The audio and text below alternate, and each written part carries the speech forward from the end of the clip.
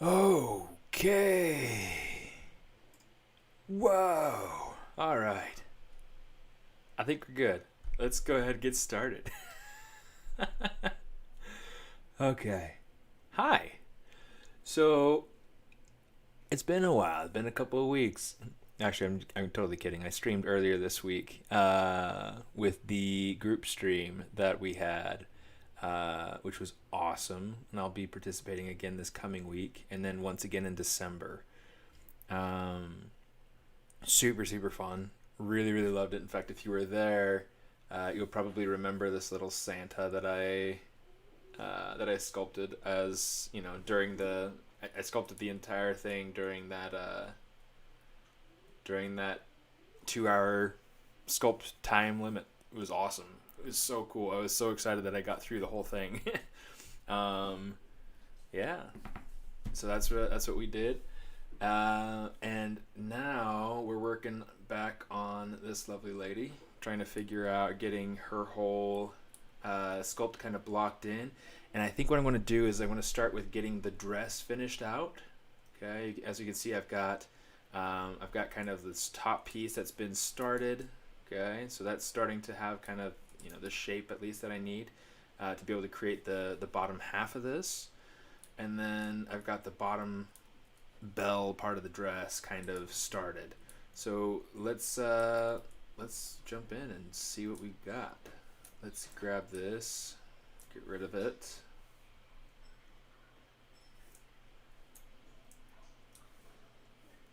Yeah. How's everybody doing? I hope I have my different settings set properly because I like being able to chat and hear from you guys. Let's go ahead and turn that to something like this. Delete hidden.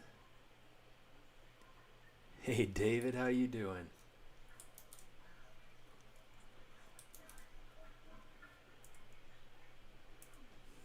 That's the wrong. Let me see. I gotta see if I can organize my dress a little bit. Looks like we're gonna have to grab this and bring it down some. Let's merge that down and in, and then we'll rename it. Okay, cool. So now we've got these pieces kind of coming together like this. I'm going to start to play around with getting things like my I got to bridge these two pieces together. I'll probably play around with some cloth dynamics a little bit. And hold on a second.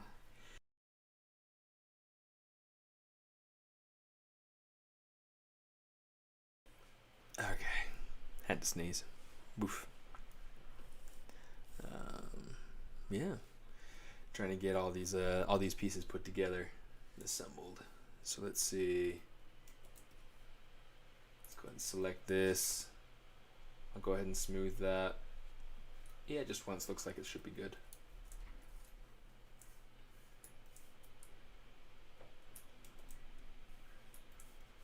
Let's make sure we have that selected, and let's kind of polish that out a little bit. Right this moment. Share this really teeny tiny mini dress on. We've got to also go through, oh shoot, and kind of get rid of the closing, kind of almost as if it's creating like pants going between her legs there. That's not what we want. So let's go ahead. Let's actually say delete single poly. Let's delete that. Boom, boom, boom, just like that. We'll get rid of that. Get rid of not that one. That one. Boom, like that. Always enjoying your awesome work from Australia. Thanks, mate. It's good to see you, and thanks for coming and having fun. It's always a good time. Let's see.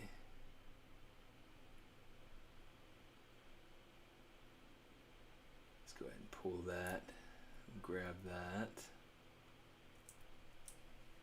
And then we can select that, boom, just like that. Geometry, delete hidden. There we go. I'm just gonna use some ZModeler to kind of patch this up some. Say bridge these two edges together, these two edges together. Please.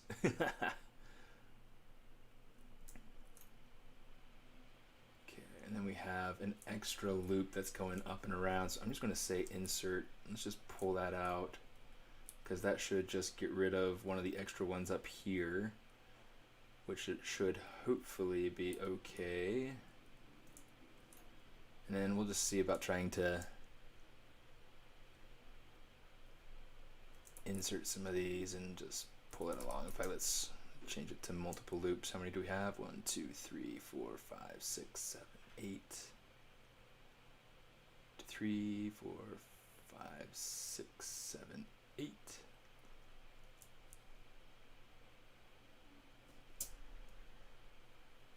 We'll just bridge those across.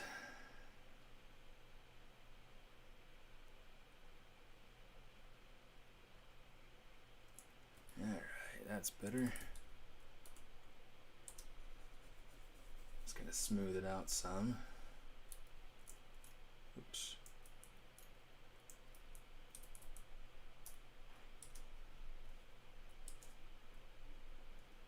Okay, let's see. I'm gonna say stitch to midpoint. Anybody have any good? I don't know. I don't know how many of you would be here in the United States. Anybody out here go through and celebrate Thanksgiving and have a good time?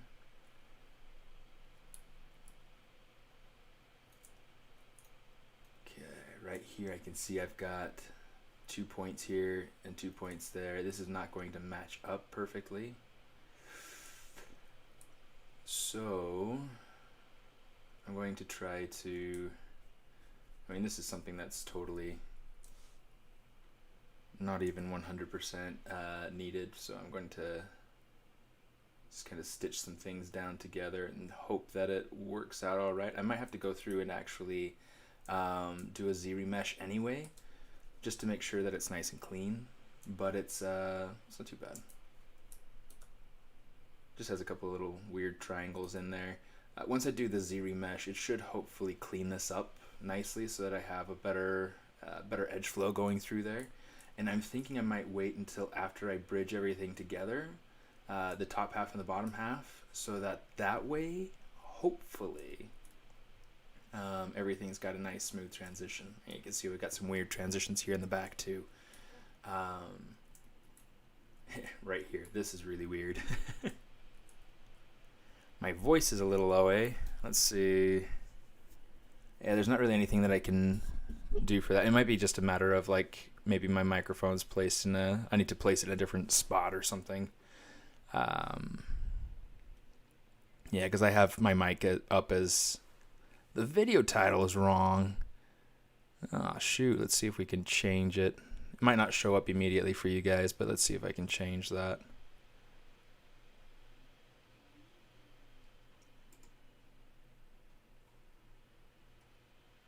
Update titles. I need to log into the other.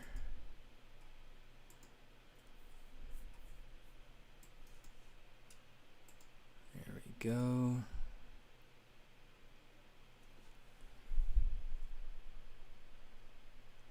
Dope Pope. I guess I'm just gonna be Dope Pope. Okay, let's say update titles.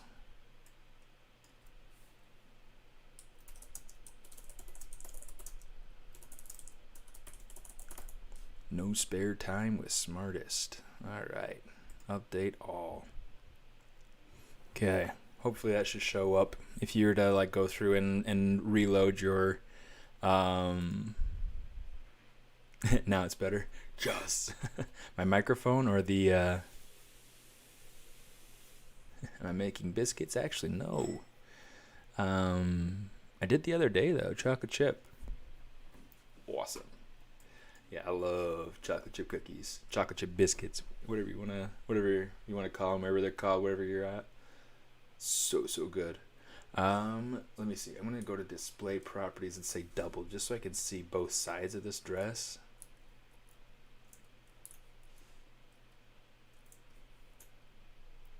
Okay, this bottom blue half, let's make sure that this is smoothed again.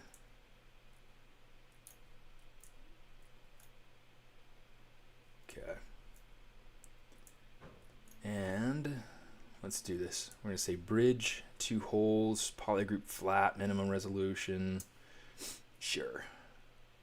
Now, these aren't going to be perfectly aligned, you know, like 1-to-1, but the idea is for this to be something that you don't care about the title. Your voice is good now. Oh, good.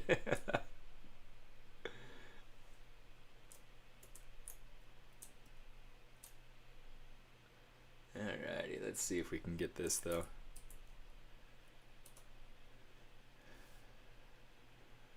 I don't want the focal shift, I want the draw size, and turn off dynamic.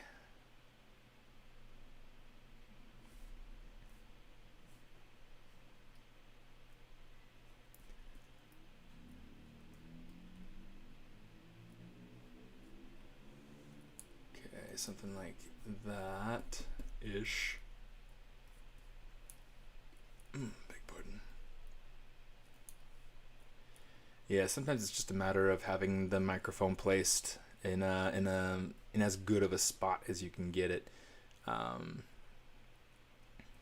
It's one of those really kind of terrible things about technology, is that, like, well, I mean, things are made to function a specific way, right? And so if you're using it, even if you're using it properly, just not quite right for the situation or whatever, then it just doesn't work quite right.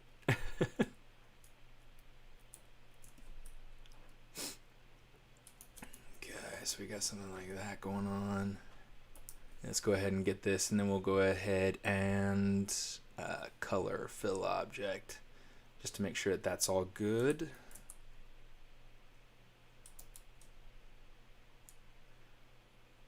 Or we can say bevel. Let's say bevel. Edge loop complete. Boom. Oh no! Oh, look at that. Let me see. So let's do this. We'll say insert. Then we'll just insert a bunch of loops right there, because that's where I have the resolution that I can spare. In fact, let's go ahead and just take this, since I know for sure that I need to be able to pull this forward, and that I can only put my resolution back behind it.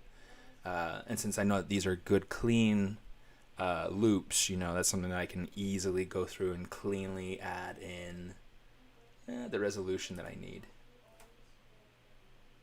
Turn on the dynamic memory there.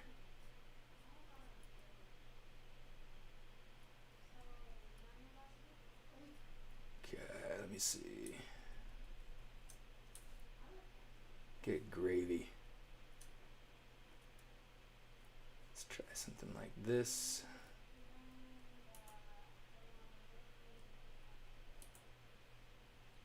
Awesome. I think my water bottle melted.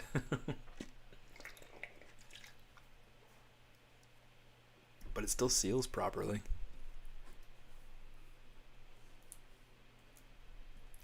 When you grow up with technology and you're still confused. Yep, I get it. I see ya. Yeah, let's go through and change this so that it says keep polygroup.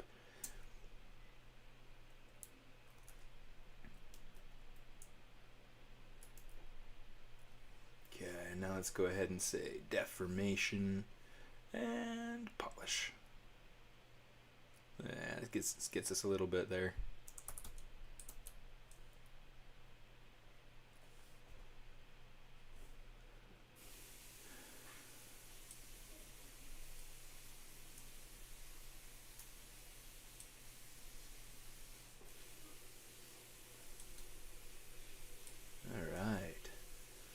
it's starting to look like something. Let's see if we can get something to really work out for us here.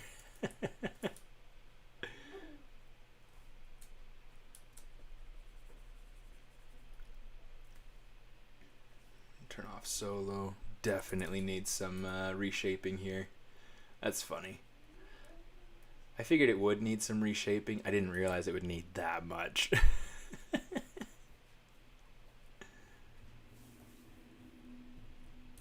Guess this is how it goes. C'est la vie. Así es la vida.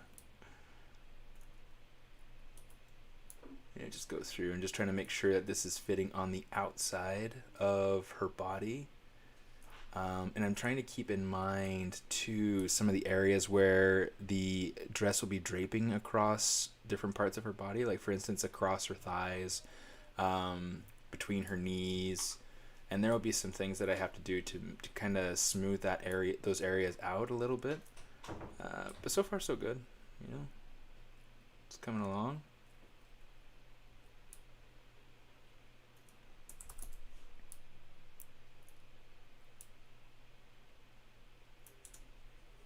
By the way, this is for, you know, if you can see it right over here, right next to my face, there's this, what's it called? The hashtag, hashtag SMAARTIST21. The reason I have that hashtag up is because this is for my 2021 Draw This in Your Style challenge. I like doing art challenges, and I feel like it's a great way for me to grow personally, and so I try to create fun and engaging opportunities for other artists to also grow and push their creativity. And so this is my character for this year, which is lasting just another few days, through the 30th, so you got like 4 days from now if you're interested in joining. And if you want to be able to join in on the fun, let me go ahead and pull this up. Perfil. Okay, right over here. This is the link to the post itself for the art challenge. As you can see, I've got a few different up close images to be able to see more or less what the design entails, and just a lot of fun. So the first place winner is going to be able to I'm going to be picking my favorite out of the winners, and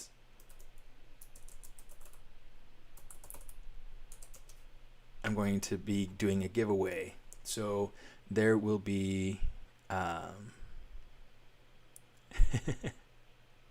modeling good shoes. It's always hard. Feet are difficult, but they're so much fun.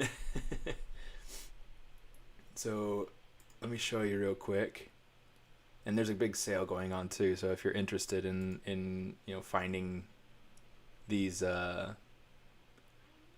courses, I can send you the link to that too. But my favorite pick out of the entries at the end of the month will win my full course that they can go through. They can learn the whole process of like the sculpting, the topology, doing the UVs, doing the textures, and even 3D printing.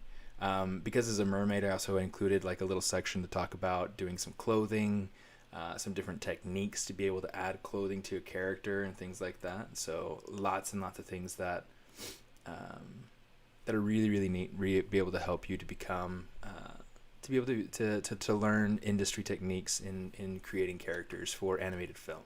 So that's the idea behind this course. And yeah, it's the exact same course that I teach at Noman. So it's really, really fantastic. Just really great. So if you're interested in being able to find that, I can go ahead and send you a link here in just a minute. Let's see.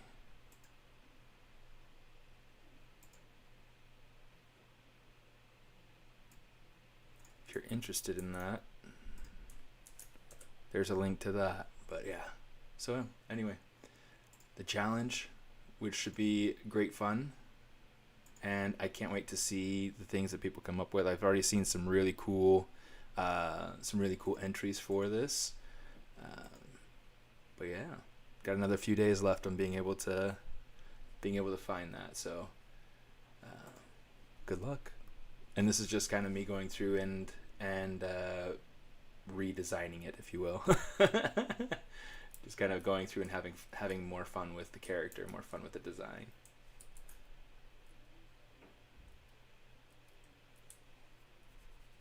I do that a lot, actually. So like with all my design challenges, I'll go through and I'll kind of redo it. Sometimes I'll go through and I'll match my own concept perfectly just to make it so that it's a 3D version of the same 2D concept, or I'll go through and just kind of redesign my own design just for the sake of practice and fun and all those sorts of things.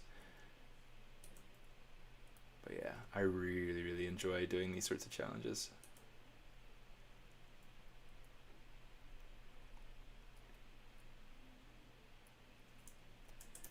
Alright, that's looking pretty good. Okay, so now that dress is kind of fitting over the model pretty decent. Let me see. Do you ever pose your character before taking it into Substance and Render Engine? Not Keyshot. Yeah, I actually don't ever do Keyshot. I used to try to use Keyshot, and I own a license of it and everything like that, but it's one of those things that if I wanted to do like a visualization of something that's being 3D printed, toys, things like that, I'll take it into Keyshot because it gives me a nice clean render really quickly. And I have my materials, my lights all set up and everything like that in there that I can get something that looks decent really quickly. Otherwise, I really don't hold the Keyshot. One of the things that I'll typically do is I'll actually take my character once she's fully done inside of ZBrush. I'll start transitioning her over into Maya, which I'll do inside of like my own personal streams or my own time or things like that. I'll take her into Maya and put together all my Arnold shaders, do my rendering with Arnold and things like that. It's really good. I really like that. I had thought about going through also and doing what's it called? XGen hair.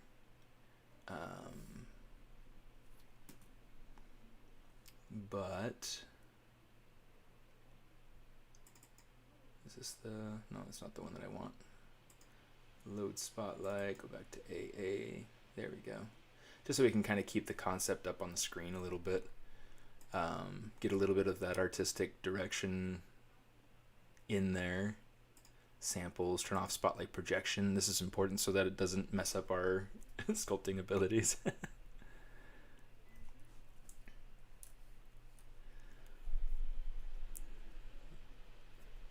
But yeah, typically I'll go through if I'm trying to just test out materials or test out lights or things like that. I don't always wait until the end. I'll sometimes go through and take a character into render it inside of Maya, inside of Arnold, without having everything completely posed. But I do like having the character pretty much there when I start doing any kind of render test because it helps me to be able to visualize it as completely as possible. It's really kind of tricky. Yeah, these days I challenge myself to model a character in one day. I like the result, but my computer is too bad, it doesn't cooperate. Only have 512. Use Blender for the video. Yeah, it can be kind of tricky. I'm kind of at a stage where I'd love to be able to upgrade. It's not something that I know that I feel like I'll be able to do super soon. I mean, my computer is good enough for what I do and for having fun and things like that. But yeah, it's kind of crazy. Downloaded ZBrush once cracked, but it didn't work very well. So I went back to Blender, learn more about it. Yeah, I mean, ZBrush it's not graphics card dependent. It's RAM dependent. So what's nice is that on my current computer, I think I have 32 gigabytes of RAM, which is pretty decent. So it runs ZBrush really nicely. My graphics card is pretty decent as well, but it's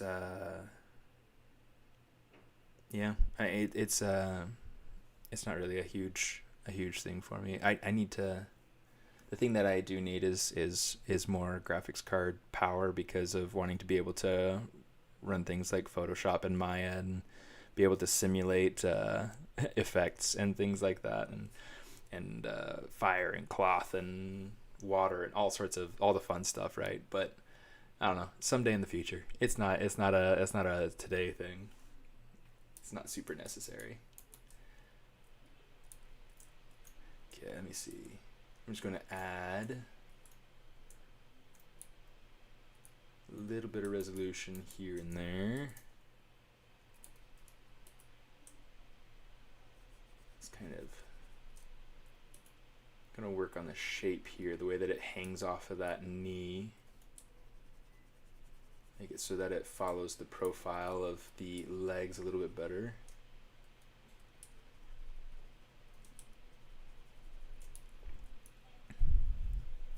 We're getting all sorts of activity over here now. Let's see. Do I do baking anymore? Just cookies. No, I actually don't do a whole lot of model baking. I had thought about trying to get marmoset, which, I think that if I were to do marmoset and get marmoset, I would probably want a better machine. I don't have like room on my current machine to be able to host any other software. But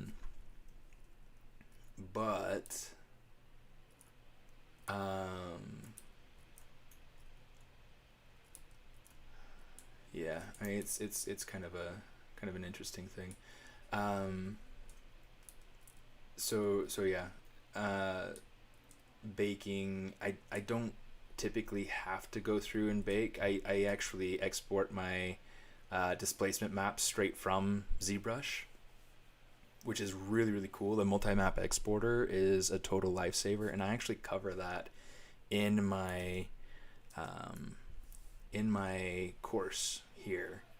I have a section where I go through and talk about taking the textures that I poly paint inside of ZBrush, any displacement that I sculpt inside of ZBrush, and being able to manipulate the settings inside of multi-map exporter to deal with I love cookies. I really love cookies, so I do cook a lot of cookies. But yeah, no, I'll export all those sorts of maps from ZBrush, and it's really, really nice.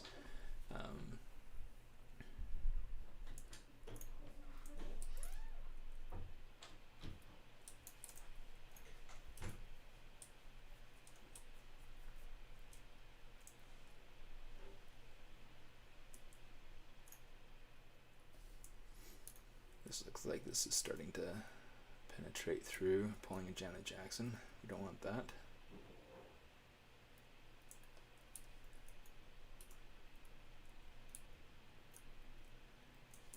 Okay. I'm just trying to go through and kind of make sure that it's just fitting the profiles of the forms that it's flowing over. And I'm hoping to get this smooth enough so that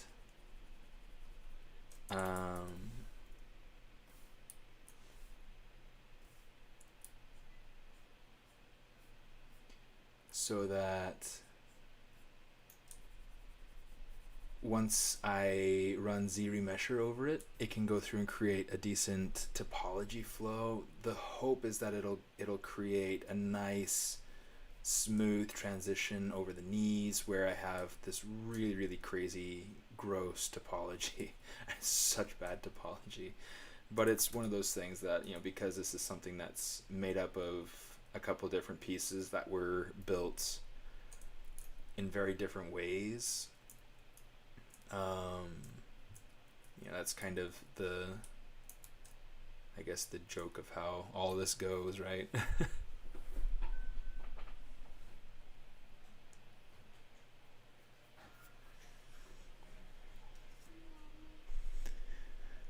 Oh, lots of good questions. Let's see. So to take it to Maya, where do you do your baking? Surely you can't take your high poly to Maya. No, so literally what I do is, like, for instance, eventually when I go through and finish doing, like the high resolution sculpts on this is still really low resolution for what I want to be able to do. So a lot of what I'm trying to take my reference from for this is Arcane, the Jinx animated series on Netflix, which is super awesome. I love the way that they handle their textures and their shapes and everything that happened in that. So I'm trying to get something of a more painterly feel through here, and I need to really kind of play with it some. But yeah, you can see, like, as I get it up to my highest resolution, you can see a little bit more of like the intentional paint strokes. You can see some of the sculpted detail work kind of in the lips. It's not super finished. It's just kind of blocked in at the moment. But once I do, this is literally just kind of the information that's going to be taken out and turned into a displacement map. And then the model that I will take into Maya will probably be this one. And so I would bake out, or I would export the displacement maps from this resolution level, and or this one. I don't know. Haven't decided yet. Either way, it's not going to be like my absolute lowest. Well, I guess that is my absolute lowest, so we're all right. So yeah, there we go. So maybe that would work. Yeah, whatever resolution you intend to be able to export, to be able to have as your base model for rendering, that's the one you want to be able to use to tell ZBrush, hey, take the model differences into account from this resolution level to this resolution level, and any place where the model has that difference, that height difference, it's going to take that height information, turn it into displacement, and allow you to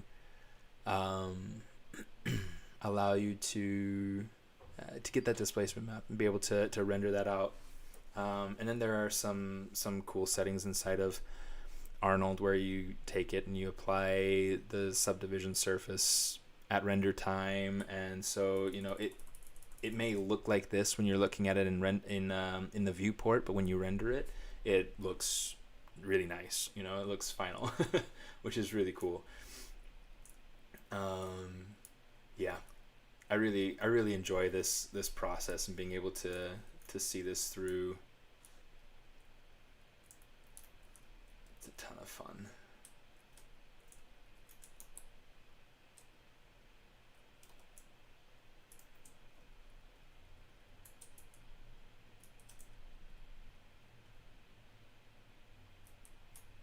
Let's see, let's do this.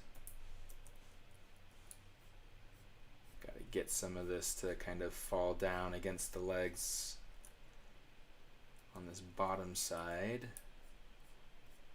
down by the calves, so that it feels a little bit more draped.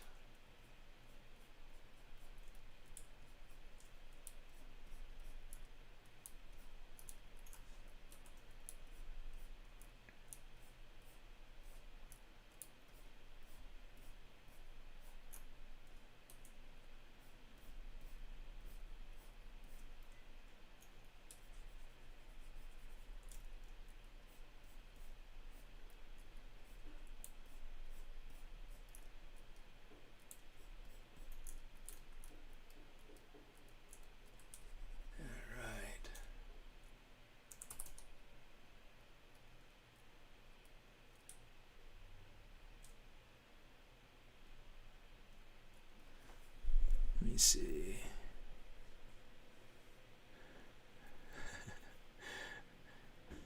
tried making a projection of 6 million poly mesh on 32 gigabytes of RAM. Yeah, that's pretty crazy.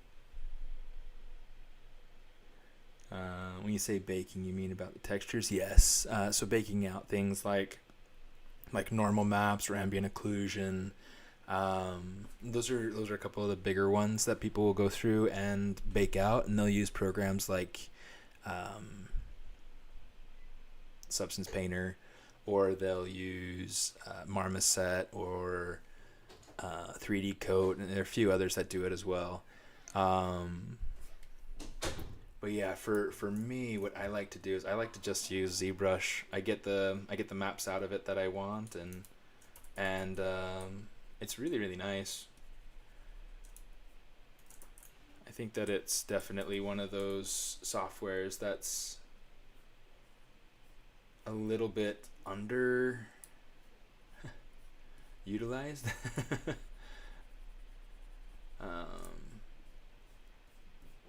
There are a couple of things that I can't do to my liking inside of ZBrush, and so that's where things come in from other softwares.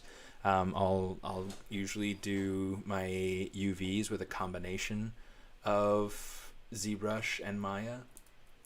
I'll do my retopology, same thing. Most of my topology I'll do inside of ZBrush. I really enjoy the ZModeler tools, the topology brush, just very simple, easy to use, clean, efficient. It's really good. But yeah, the UVs, they haven't come out with their UV tool yet, so it's they keep reassuring me it's still in the works, so we'll keep hoping that it's that it comes out someday, that POUV, because that's something that I would love, is to just have all of my tools, everything that I need to be able to do, just have it all inside a ZBrush. So I can't wait for that day. It'll be nice.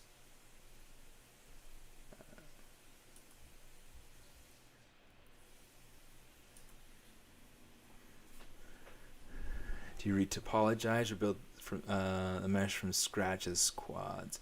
It depends on what it is that I'm doing. So a lot of the time, I'll go through and I'll sculpt something out, and then I'll retopologize something depending on what it is. A character, usually I'll go through and I'll sculpt it, and then I'll retopologize. Different props, I'll usually just build them out with topology, box modeling and things like that, which is awesome. But yeah, that's kind of my main idea, my main flow with these sorts of things. I really, really like the topology tools, and a lot of what I'll do is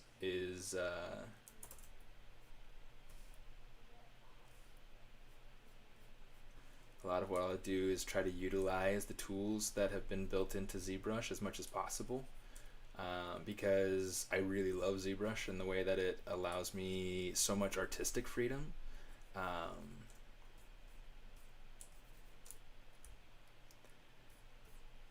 And it just gives me it frees up some time that I don't have to worry about trading back and forth between different software packages.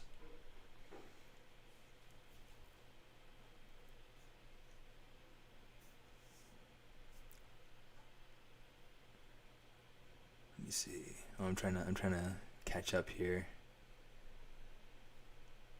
It looks like there are a couple of. I think you might be able to export an AO map. I mean, one of the things that you can do. Let me do this. I'm going to duplicate this out. Let's just go ahead and solo it. Okay, and then we'll say, we don't really need a material, so let's just go ahead and drag that out into the document space to get the flat color. And then we'll pull in a white. Okay, Okay, so what we'll do is we'll go ahead and we'll say MRGB, we'll say color fill object. Okay, and then we have different masking tools that we can use. So we have mask by cavity, mask by smoothness. We can use either of those. I'm going to say mask by smoothness first, just to see kind of what it is that gives me. That is not good for an ambient occlusion, so I'm just gonna. There isn't a mask by AO. I don't know. The last time I used it, it wasn't quite what I wanted, so I'll have to go through and kind of play with it. But there are some options here. The scan distance. You've got the AO aperture, so it's kind of like, you know, how much it smooths out as it goes out. Oh, this looks pretty good. So yeah, we can get some AO out of this. Let's get that scan distance up a little bit. Let's put it up to like 0.25. Oh shoot.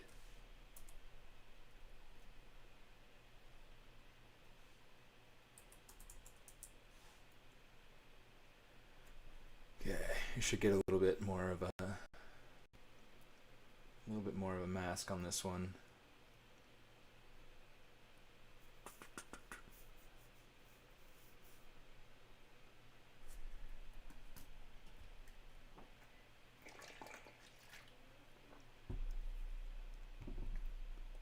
That was a lot to calculate out, so it'll take a second, but but essentially what I would do is once I have my mask that kind of shows everything out the way that I want it. I mean, I'd probably want that to be even more spread out than I have now, just to be able to have more options of things that I can do. I mean, you can see it's getting between the fingers.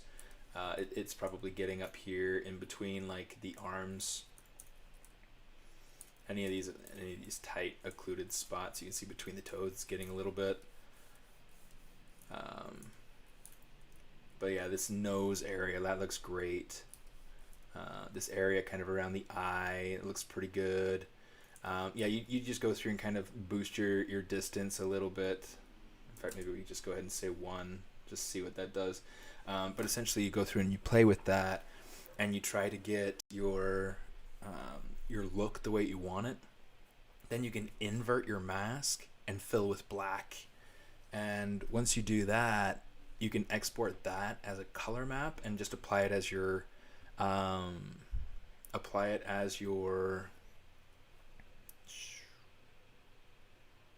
shoot. I lost track of the word I was trying to find. As your ambient occlusion map. The bigger the number, the more that it has to calculate. So that's something to kind of keep in mind. It might be one of those things that I mean, my computer's all right. My computer's not amazing, but it's pretty decent.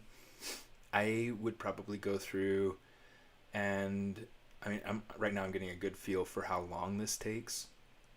That it takes, you know, several minutes. Like if I needed to go and grab a snack, or if I needed to, you know, fill up my water bottle or use the restroom, or depending on how slow your computer is, you can probably even go through and hit the mask by AO, go out, take a walk, go to lunch, you know, different things like that, and then come back, and it should hopefully be done by that point.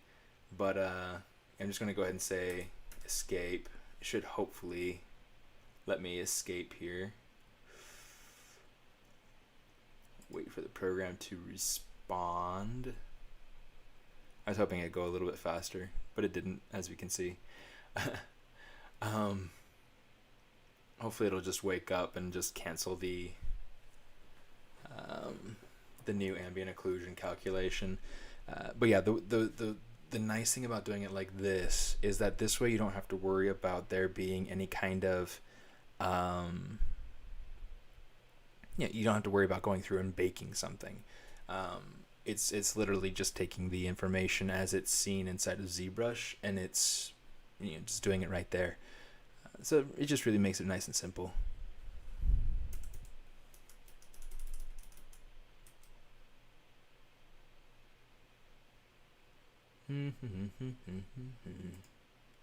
Yeah, I don't really want to crash the program because I don't know if it's I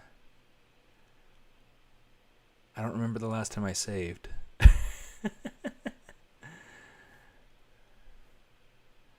me see. Technical question. Let's say you have your high-res model nearly finished with alphas, etc., then unwrapped UVs in ZBrush, but your client wants holes through the geometry. That's correct. Yeah, Booleans does not keep the UVs.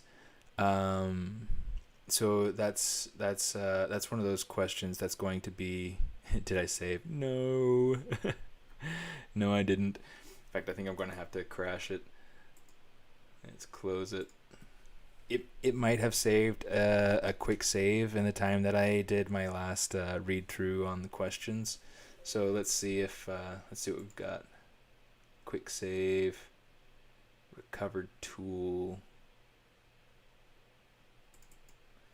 Let's go to this one.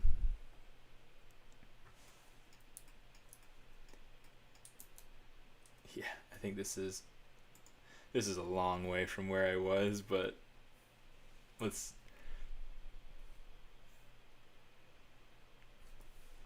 this one? Oh, good grievy. Good grievy. Oh, here, let's just go through and say, we'll just tap on this. No, don't save that. So yeah, we'll go through here now. And we'll save it. I think what we'll do is we'll go ahead and take what we have with this dress. We'll add a few resolution levels and then smooth it out so that it looks pretty alright, and then we'll just, what's it called? And then we'll ZRemesh it. Nah, he didn't cause any crash. No worries at all. Yeah, it's one of those things you definitely don't want to have to. You definitely shouldn't feel guilty about asking questions. That's one of the nice things about the Pixologic streams, is that you can get on and ask questions, and you know, it's nice. Let's go through here. Let's turn off perspective.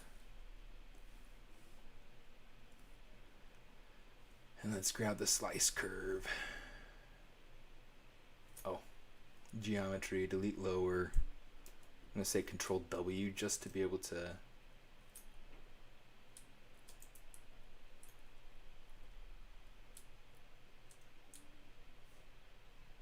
make some new polygroups.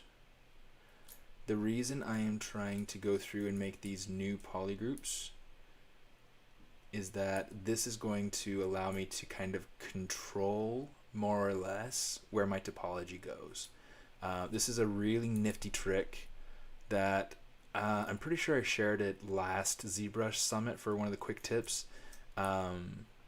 It's a super neat little thing, and I know that, you know, it's not going to necessarily be the end-all be-all thing that everybody accepts into their workflow, but I cannot tell you how insanely helpful this has been for just being able to get quick and simple topology help, topology guides for ZRemesher. So I just went through and sliced up my model in all sorts of different places, and it looks kind of like this weird patchwork quilt. So what I want to do is I'm going to take this, I'm going to go up to stroke, I'm going to go to curve functions, and in here I'm going to leave border polygroups. I'm going to leave those two active. I'm going to turn off creased edges because I don't have any creases. I'm just going to hit frame mesh, and you can see how it goes through and puts a curve on all the open edges and all the polygroup borders. So now this is where it gets cool. So we can take ZRemesher, and we are going, so we have the target polygon count. It's set at 3 right now, and the active points it's at 70,000. So this is heading for 3,000 polygons. Let me see. Yeah, live Q&A is awesome. It's such a huge helpful thing. Yeah, let's go ahead. I'm going to save just to make sure that I have it saved before I run ZRemesher. So there are a couple of things to be aware of. Okay, ZRemesher loves open edges, so it's like open open geometry like this. It makes it a lot easier for it to go through and guide itself based off of what it is that you have. So that's helpful. So having that, I'm going to say keep groups. This will kind of help to guide that. And then the other thing I want to do, I'm going to take the curve strength, I'm going to move that all the way up. Just for the sake of hopefully getting what I want out of this. I would like to get some kind of ring going around this opening up top, just because that spot, like having the topology flowing around the opening on the back, the top part of the dress, it would just be helpful to get something nice and clean. But I think we should be all right. If we wanted to add something in though, we could come down here to the ZRemesher guides. And you see we've got this nice little brush, so we can start drawing in a guide. So I'm just going to roughly place this. Maybe I'll put one underneath the breast too, just to make it so that it has a bit more guidance about what it is that I want it to do. Since I'm up here, might as well. Let's go ahead and, oops. Let's make sure that follows the form a little bit better. That second half was miserable. There we go. That's better. Okay, let's kind of drag that out. Let's get rid of, oops. Let's get rid of that. And then we'll finish this side out. It doesn't matter so much that let's keep it as clean as we can, but it doesn't matter so much that it wasn't perfect. But I still want to, it's like, it's not meeting up exactly where I want it. There we go. That's better.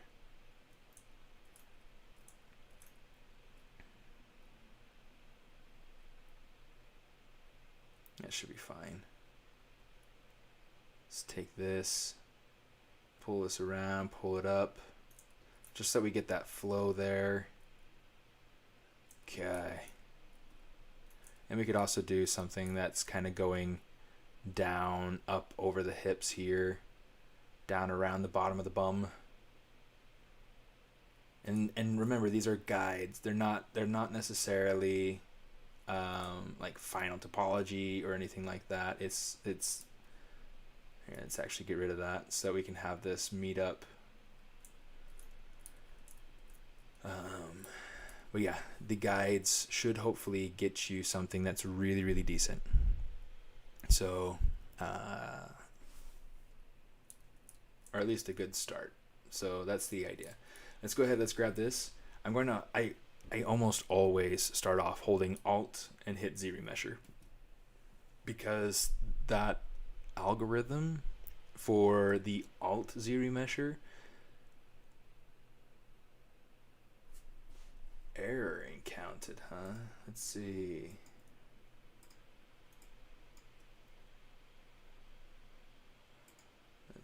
Let's try this again.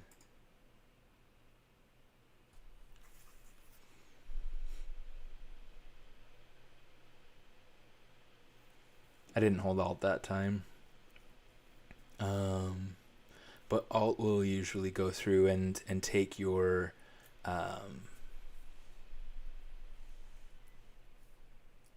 mesh more seriously, take your curves more seriously. It feels like. Let's see how different it is.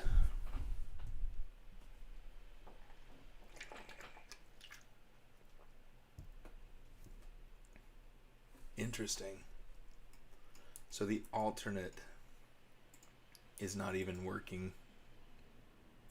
Let's try it again, turning off the, yeah. the alternate's not working at all. Let's say keep groups.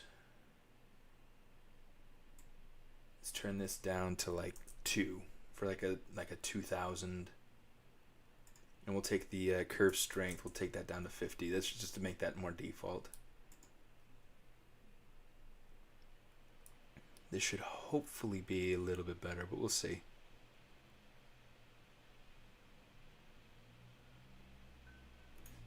If not, it might be worthwhile for me to go through and just manually retopologize it. I mean, it's a dress for Pete's sake. Yeah, it's not bad, but it's not great. Because like one of the things I don't like is how there's not like a topology flow going from the top down to the bottom. So what I do like is that I did get some edge flow kind of going around the dress up here. Let's try this one more time. We'll up this back up to 3 and then hit Z remesher. I should hopefully get a decent oh, you know what, let's cancel that. Let's go to the stroke. Let's say smooth. So that should go through. You see that, and like smooth that out instead of being like following.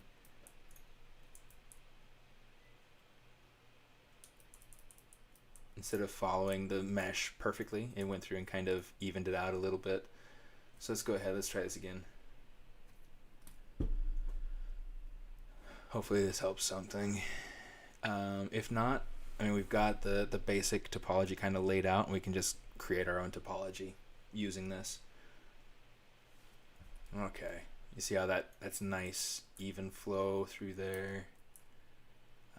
I don't like having that 5-pointed star right there, so we'll have to bring that down so that it's offset a little bit, like over here.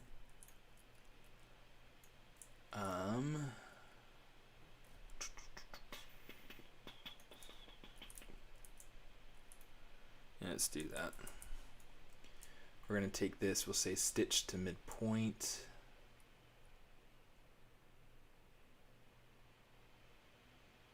That's one higher than I wanted. Let me see.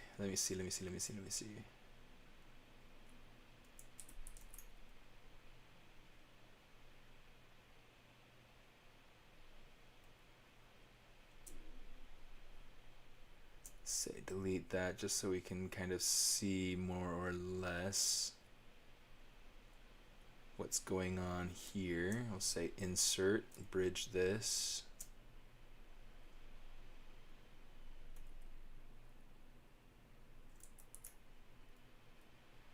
Let's stitch that together, please.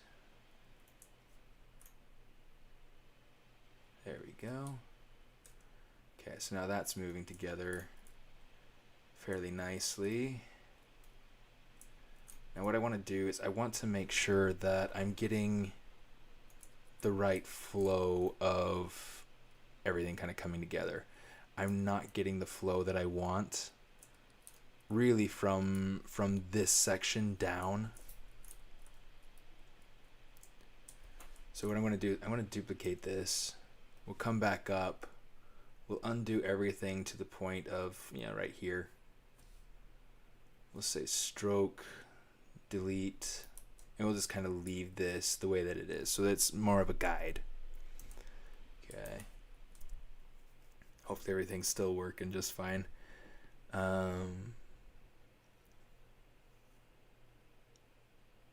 Margaret Whitaker. Hey, I got some advice from you last time. I picked up some great techniques. Thank you so much. I'm glad it was helpful to you. Does it act like a double frame? So what it does is it helps to keep the shape around the outside of the dress nice and smooth. If I have, for instance, that 5-point, this spot right here. Let me get rid of some of these other pieces over here so we can see what we're talking about.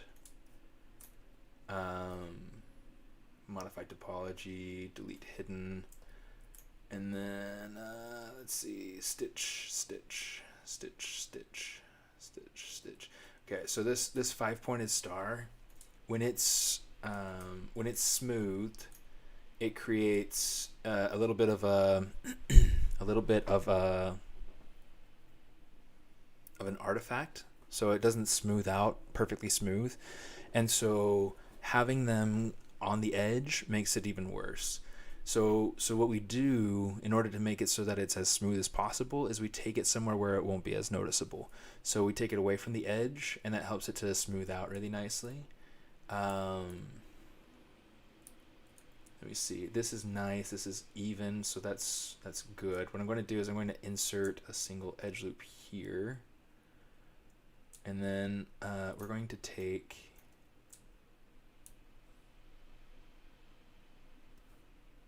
all these, Control W, so that way that's all good. We're going to get rid of these down here, Control W, so that's all. It's so dark. I just want to make sure that the polygroups stand out so that they are easy to tell apart. Makes it easier to control them. Okay, I just kind of smooth this out, even out the topology. What this does is this allows us to have smoother shapes. If you have the topology and it's all kind of bunched together, it makes it so you get some pinching in your shapes, and that is a mess. When you go to smooth it out, it makes it so that it just doesn't look smooth and controlled. So we try to smooth those things out as much as possible early on.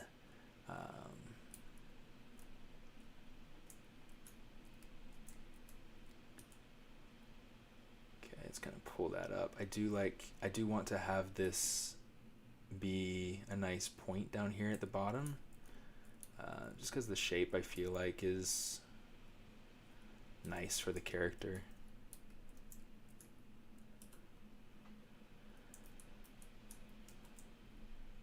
Let me see.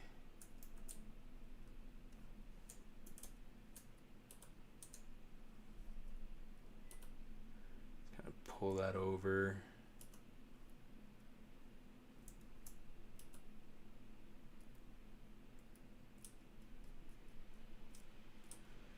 So right now, yeah, just trying to even things out some. I'm trying to do it gently so that it's not a huge deal. This spot right here underneath where the breasts are, I'm going to need to go through and kind of tailor that a little bit so that it fits her body nicely. Otherwise it's going to look a little bit awkward. But yeah, just smoothing things out some. Trying to be gentle with it.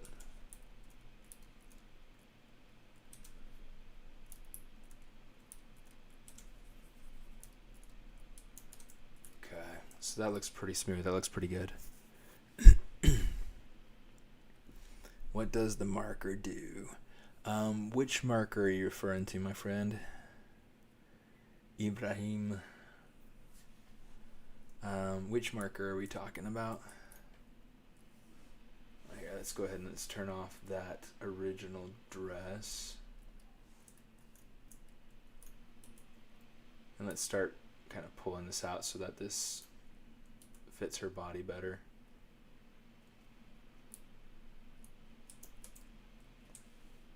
And actually, let's go back. Nerds. Okay, let's insert an edge loop right there. We'll grab that select lasso, and we'll mask that in.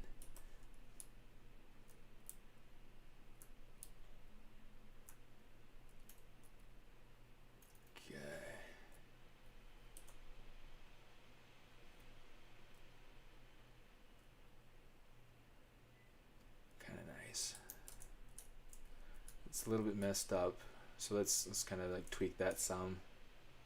Just make sure that it's nice and clean. Pretty decent. There we go. And we just have some spots here that we can kind of modify so that it fits her body a little bit better. Fits her hips. her stomach. And let's turn this cross piece off so that way we can get a better feel for what's happening underneath it.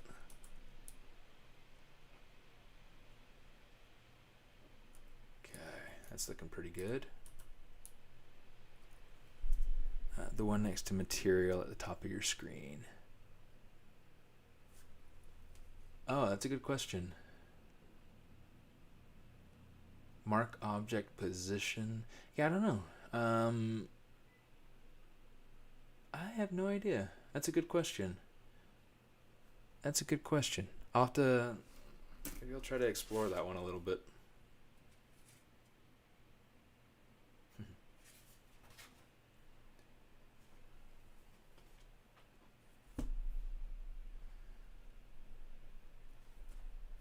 Yeah, I'll mark it right here.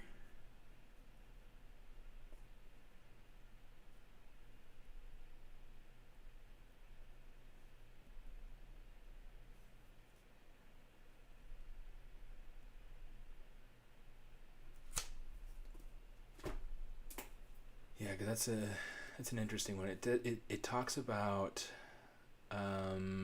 positions. So I'm curious if it's to help yeah, kind of mark whether, where something is in space, if you wanted to be able to bookmark a location for a model, or if you wanted to keep in mind where the origin point is, or different things of that sort of nature. But I don't know. It's something I'll have to look up and see kind of what it is that it does. The documentation, if you wanted to be able to look it up as well, that should be on the Pixologic website.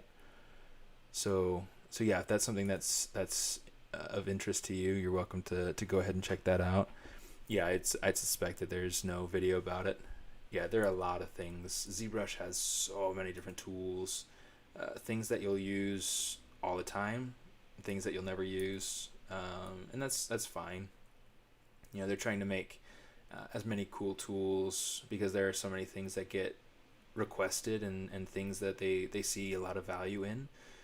So that's why they release some of the tools that they release. And some tools I can't remember for sure any tools off the top of my head, but there are some tools that have been kind of phased out as they've been replaced with things that are more relevant, or they've been updated, or they, for instance, ZRemesher. I mean, we saw an example of ZRemesher where it was being what's the word I'm looking for? Where it had been updated, but even inside of ZRemesher, they have, for instance, they have that legacy button to be able to show you any kind of the ZBrush 2.0 or whatever, the ZRemesher 2.0 that they had inside of Legacy 2018, of like the 2018 version of ZBrush and prior. But then they also have the ZRemesher 3.0 that they released, I want to say in 2019. So super helpful. But yeah, it's neat. I really enjoy the way that they handle updates and the way that they try to take care of the community in the features that they focus on. Folders or selections or visibility sets, things like that they've put in recently. It's so helpful. What are some of your guys' favorite features that have been released recently in this newest version of ZBrush?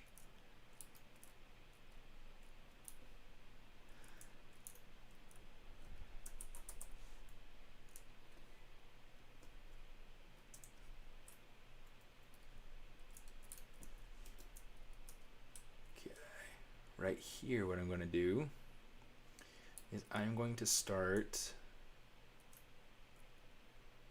to build out the rest of her body, or the rest of her dress.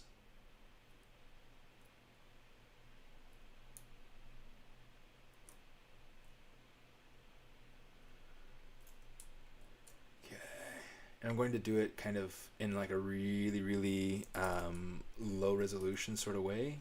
So I'm just going to try to get it to the main peaks first. So for instance, let's get it down here to her rear end. This area right through here, like between her legs, this is going to be a great spot. So my sound is as high as it can be. The sound is something that you'll have to go through and kind of fix on your end, I think. I can't really do anything else about it. Let me check just to double check and make sure.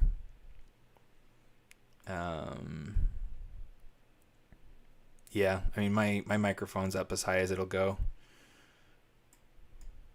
So yeah. I'm trying not to speak too loudly. My kids just went down to sleep, so I want to make sure they have that opportunity to sleep. But yeah, this area right here in her lap is a great spot where we'll be able to add in some wrinkles and some folds, because it's a spot where the fabric is going to be kind of pulled around her rear end here, around her bum, but then in her lap it's going to be kind of bunched up. And so yeah, that's kind of a big part of what's going to be happening in here. And this is an old hard surface modeling trick that I've used for years. It's super, super helpful. It's like anything that you have masked, and you might have seen this happen to be able to duplicate meshes when you yeah, I'm actually not talking super quietly. I'm speaking much more loudly than I usually would be if I'm louder than most streamers. I think my wife would probably agree with that. That was her first impression of me, that I'm loud, and it's true. I'm loud.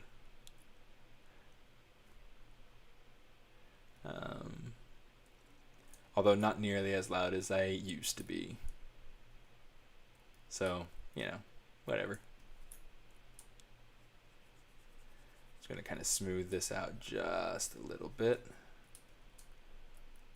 Okay. So yeah, if you have a part of your your mesh masked, and you use that control, click, and drag on your model here, let me turn on transparency so you can see it. Control, click, and drag. It leaves behind an edge loop, and I didn't. I assumed that'd be something that you would probably look up. So if you want, you can go over to Pixologic. You can go to support. You can look at the documentation and search for documentation. Go to marker and see what it says.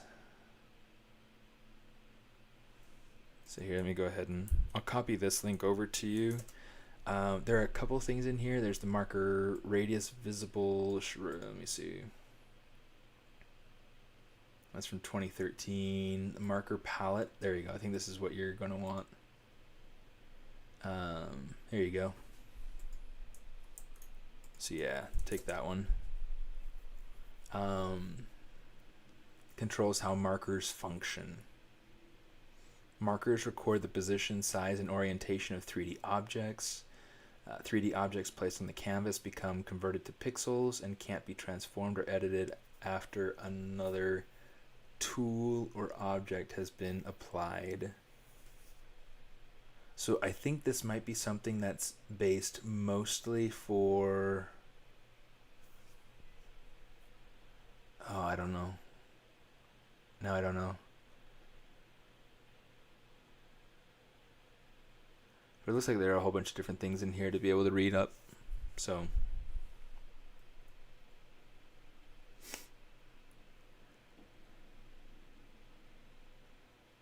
It's like a bookmark. That's interesting.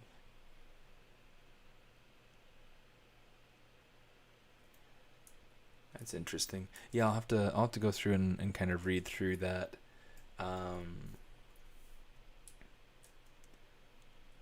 See if it's something that I can apply to myself at all.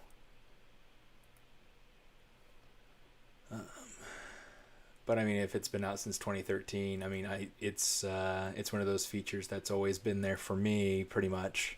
I started learning in 2012, and so with it always having been there, and myself never really even noticing that it's there, I wonder if I'll find much use for it. I don't know. It's gonna be kind of an interesting thing to explore. But yeah, I think I will go kind of explore it. See if I like it. See if it's something that grows on me. Okay. Right now what I'm trying to do is I'm trying to get that profile of the legs, that cross-section sort of shape.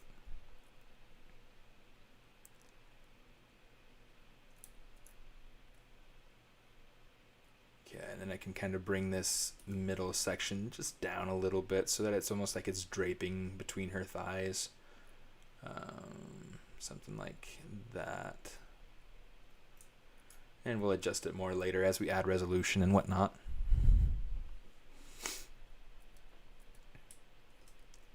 You know, I bet somebody who knows a lot about using it, either Pablo Munoz or Michael Pavlovich. Michael Pavlovich probably has something about it. But yeah, I mean, in order to really be able to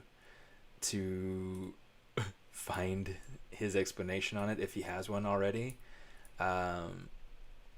you'd have to watch through a lot of videos, because he goes through a ton of different features just all the time. The dude's a stud, just super fast. But yeah, he covers so much ground.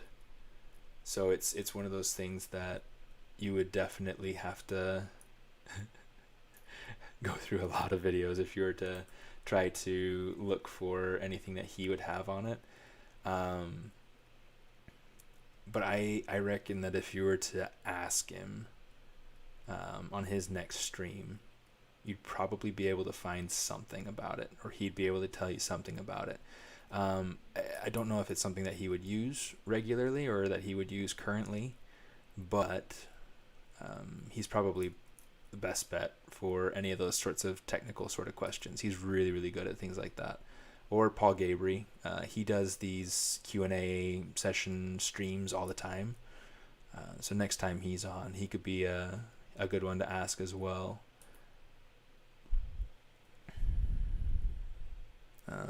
It allows you to create instances of an object in different states.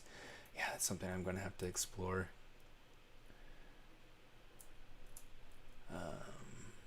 Because like in order, like technically, like that sounds like it's pretty much exactly the same thing that I do with just trying to save out a separate subtool.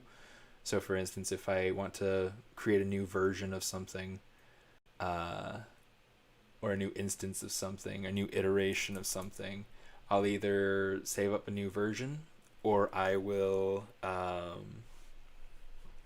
should make some videos. Yeah, if I can figure it out, if I can figure out how to use it and do it well, then yeah, I'll make a video about it. It's one of those things that it's, you know, in theory, based on what Punching Ball is saying about it, it sounds really cool. It sounds like it's something that could be really helpful.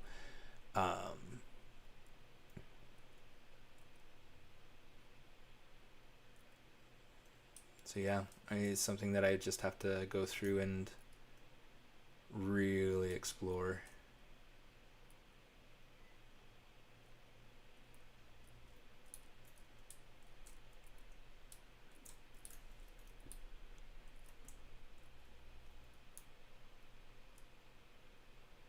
Okay, let's kind of start fanning this out a little bit. Then I'll flatten it too, because, you know, why not? Why not? Okay, so now we have the basic flow in there. Alright. One of the things I need to check real quick, I need to make sure that under geometry that my Z-Welder welding tolerance is down to 1, as low as it'll go. I have my model pretty large, so it's one of those things that if my topology points are too close together and I try to use my Z-modeler, then it will weld points together that I don't want to have welded together. So it's really, really dangerous to use on a model that's too small in the scene, but also model where it has a lot of points that are really close together that you want to keep a nice clean topology flow on. For instance, let me show you up here. The hands are kind of messed up as an example. Oh shoot. Let's see, Control T, just to be able to show you these fingernails. So you can see how right here on this particular spot. Yeah, let me see, print screen. You can see right here. This is good. You know, this is getting the proper edge flow going around the tip of the finger right here. However, over here, let's change over to red because red's bad. We have this point right here. There should be an extra little edge coming in right here, but there isn't. You know, we have this, everything's kind of coming together to 2 triangles, and that's because of vertex welding that happened when I was using ZModeler at some point at the beginning of the project, and I wasn't paying enough attention.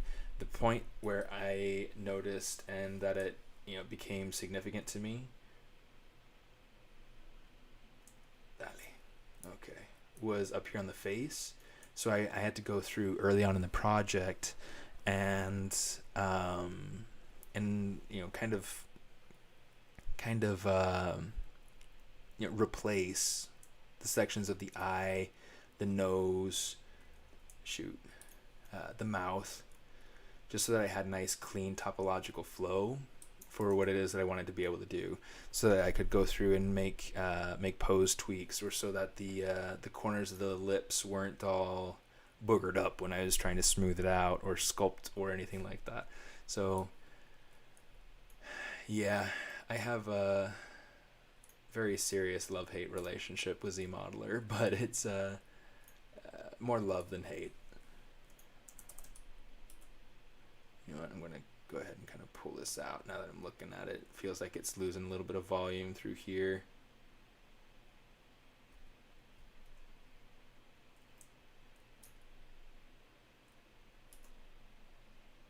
Kind of pull that down a little bit. Yeah, there's always something to kind of tweak and to finesse. That looks better. All right, let's finish this dress. Okay. Yeah, I do most of my topology inside of ZBrush. That particular little bit where I went through and replaced the parts of the face, I replaced that inside of Maya, purely because I wanted to be able to have absolute control over that, over those things. Let's go ahead and turn this cross piece on. Yeah, I just wanted to be able to have different control over it, and Maya allowed me to be able to make that cleanly without threatening. Yeah, thank you very much. Save now. Usually my friend Quentin, he's on and he's helping me remember to save. You gotta have good friends. You gotta have good people around you who help you remember how to save. Hey, gorgeous. Okay, let's go ahead and let's finish adding resolution to this dress. I think what I want to do Oh, let's first off, let's get rid of this the bottom of that dress so that we don't have to worry about it being. Oh, you know what? Let's say geometry crease PG, so that way the bottom is creased and it'll keep that shape. One of the things that we want to start doing is we want to start adding in resolution in places around the knees, over the legs, and around her bum, so that way we can have that shape be as it needs to be. So let's go ahead and start adding that.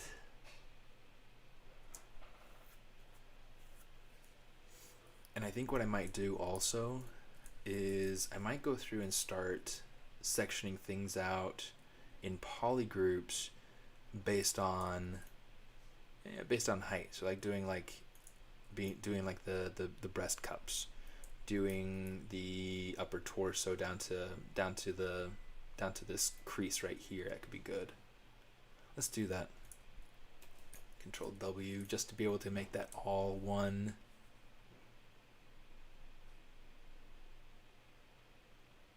Polygroup. Control W. So now we got those two polygroups in there. Let's go ahead and turn on Mask Lasso. Oops.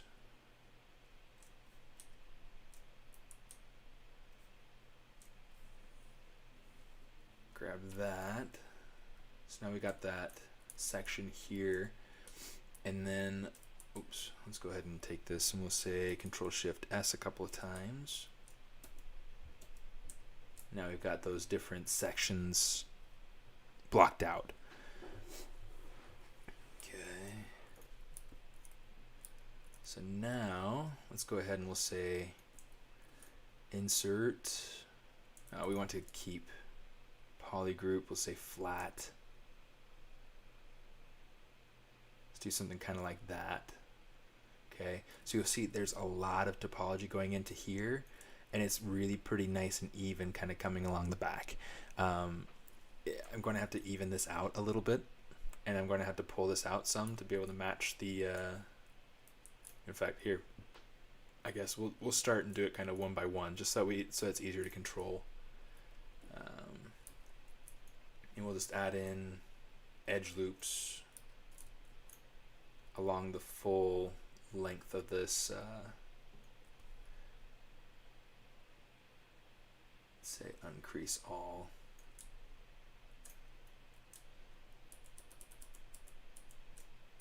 Just to make sure that this has its own polygroup. I meant to have it as its own polygroup just so that so it's easy to get rid of when I want to. Oh boy. Skipped frames. Okay, it looks like that was a long time ago, so hopefully that's not too bad. Okay, so now what I want to do is I want to start controlling these intermediate loops. So I'm using the Select Lasso. This is one that a lot of people like to know about. This is a great tool. So what I'm doing is I'm Control Shift clicking on an edge loop, and it's hiding that whole edge loop. And then I've got this other one, and now I've got two edge loops hidden. So if I hit Control A, that masks everything that's visible. Control Shift A or Control Shift tap on the empty space. So now I've got this one edge loop that's not masked. And if I use my Move Topological, turn Dynamic off, now I've got this loop in a place where I can go through and quickly and easily kind of manipulate that, make it so that I can control what's going on with it. Okay, more than anything, I want to make sure that it's going around her bum, so let's go ahead and bring that back. It looks like it's pretty good. It's probably maybe even a little too much. Let's bring it back in. It probably won't hide her rear end like perfectly at the moment. We need to add in more edge loops going around this upper part and things like that. But then after we do, we should be able to have a nice clean form through there. Okay, so all these other edge loops as well, same thing. So I'm just going to kind of bring this out so that it hits her thighs nicely.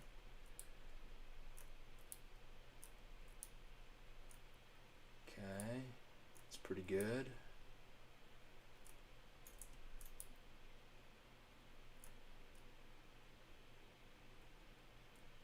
Just gonna pull it in here, pull it in here, pull it down. That's working out pretty nicely. Yes.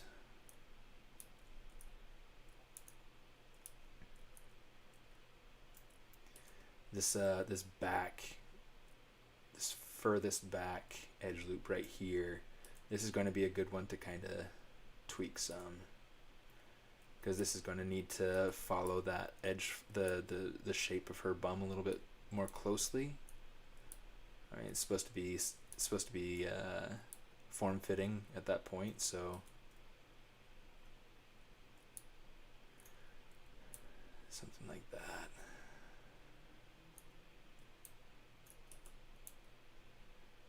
I wonder what the weather's supposed to be like tomorrow. I'll have to check that out.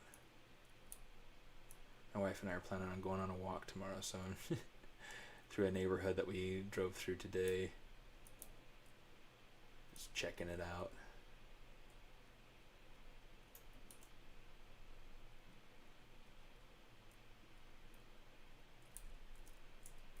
Okay. This loop around the knees. Let's go ahead and grab that. Now this will probably end up, this polygroup border, I'll probably end up changing it based on what it is that I discover as I'm pulling these different loops around. Okay, just kind of pull this out so that it makes sense with the flow of the knees and the forms of the knees.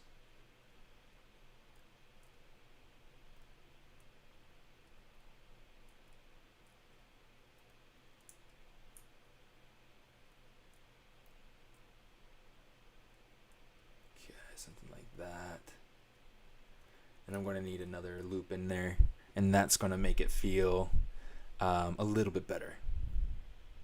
I keep getting comments on my mic. I actually can't do anything more about my mic. And it's like, I feel like a lot of people are going through saying my mic is low. Other people are saying my mic is high. I have my mic at the same setting I always have it at, so I don't think that it's I don't think there's anything that I can really do about it on your end. I am speaking a little bit lower because my kids are asleep, so that's something to have in mind. It's late in Los Angeles.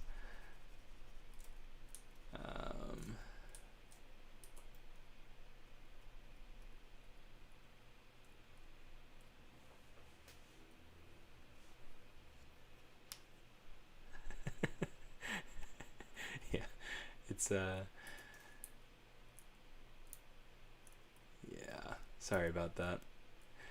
Audio is always kind of a tricky thing, and it's always been kind of my biggest complaint with music, where it's like some recording artists, their music comes out and it's really loud. Other artists, their music comes out and it's really kind of like so you gotta like turn the radio up, turn the radio down, depending on what it is that you're listening to. So I get it. Okay,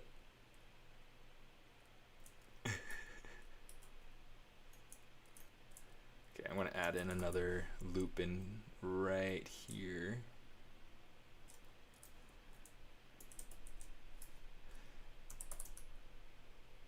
Oh, move topological.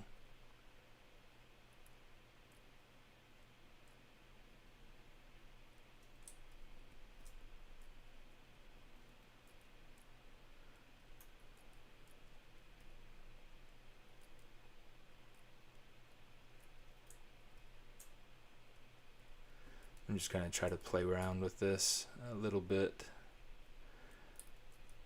I've got about 20 minutes left. I kind of want to get this dress done as much as I can in that time, because this is a big part of, you know, the character, and let's kind of smooth that out a little bit.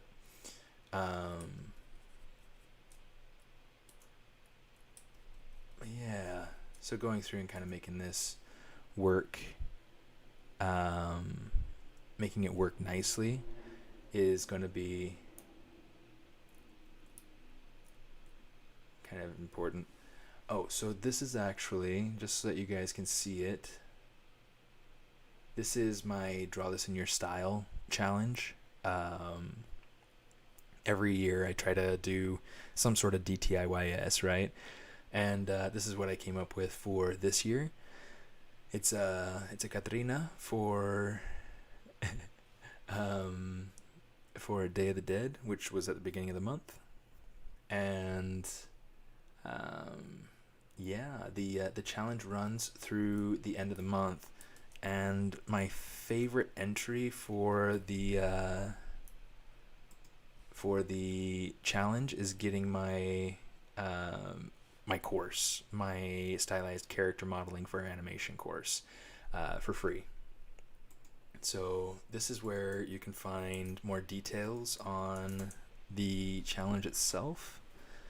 And then if you're interested in being able to check out the course, here's a link to that.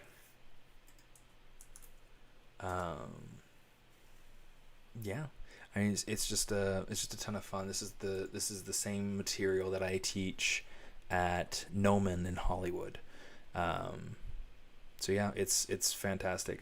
Because it's a mermaid, mermaids don't wear clothing, so I went ahead and I added a segment where I talk about some different techniques to be able to create clothing for a character.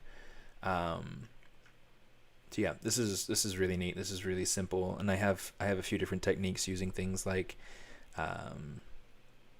extract, or using IMM pieces, or being able to use the topology brushes, all sorts of different little things. And I go through that, walk through it step by step. So really neat. And then I also talk about being able to create 3D printable pieces of our final project. So it's really fun. So if you're interested in kind of checking that out, they're running a sale right now, which is awesome, for Black Friday. I don't know how long that lasts. Let me actually check it out and see.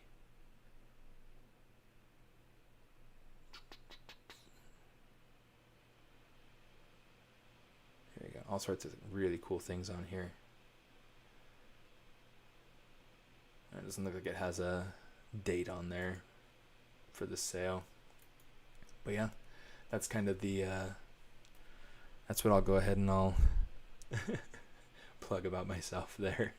So yeah, there's the challenge, and this is the prize for my favorite entry. The contest ends in just a few days. It's been running all the month of November. Okay. And yeah, so hopefully you find that, hopefully you like that, and if you're interested in being able to get my course, then good luck. Let's go ahead and Control W that, so we got that extra loop and have a little bit better of a control over where that polygroup is. Welcome, my friend. Welcome. The hair looks so smooth. Thank you so much. Yeah, I can't wait until I can get into doing some good hair for this character here. I think that'll be so much fun. But yeah, I love doing hair on characters, like flowy hair. It's just, there's just something about it, like the way that it adds to the shape and to the character, and it's just wonderful. It's wonderful.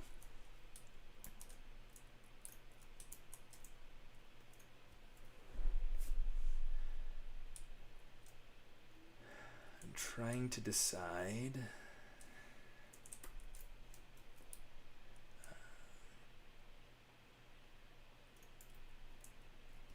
Let's do that.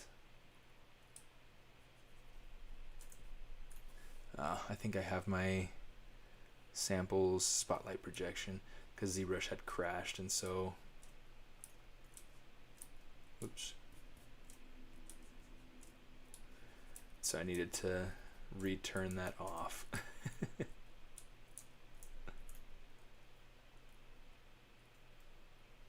Started sculpting hair recently. It's so much fun. It is fun. It is a lot of fun.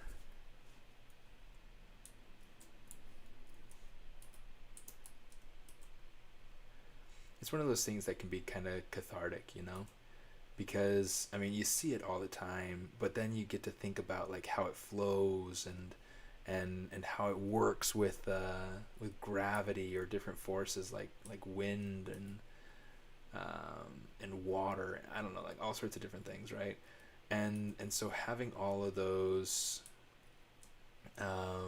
considerations for how hair flows, it's just remarkable, and it's so much fun to think about, and you get some really, really cool results.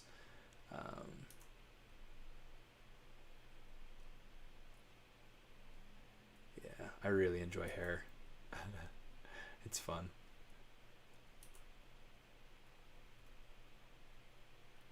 Just gonna kind of bring this over a little bit.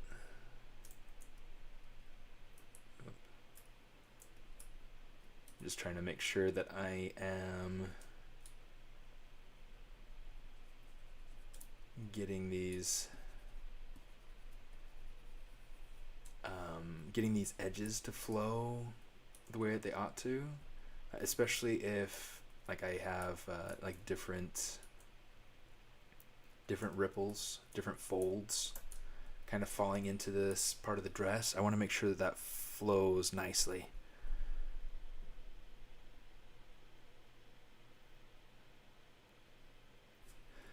Actually, this orange piece down in the base, that's just something that I had to be, it's going to be deleted eventually. It was just something that I had to be able to extrude out the dress. Like, technically, I don't really super even need it anymore. But it is kind of helpful just to be able to see kind of the shape and the silhouette that's happening down along the bottom. So I'm kind of keeping it for now, seeing where it goes. Gives me a good visual representation as I come down to the bottom and check it out. So yeah, that's why I've kept it so far.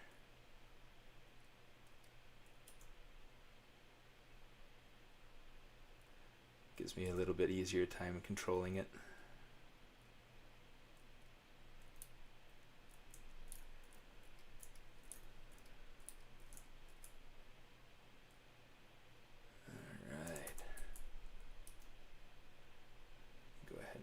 Pull that and adjust the angle of this edge loop down here.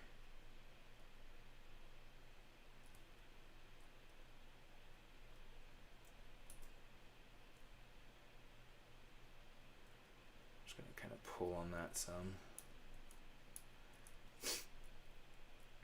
Okay, so now we have a lot of that in there. Let's go ahead and start adding in some more edge loops through here, just to be able to kind of smooth out this part of the leg. We'll add in one here. You know what? Let's add in a few along here. Oh, let's not. I think what I have might be enough for now. But let's add in some more down here.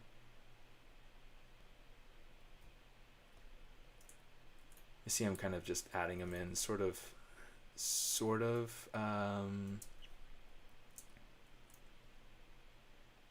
It might feel at random. I'm trying to even things out just as much as I can manually.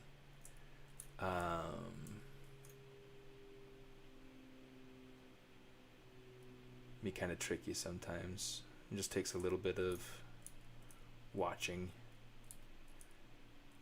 Okay. For right through here, let's also add in a loop here and a loop here.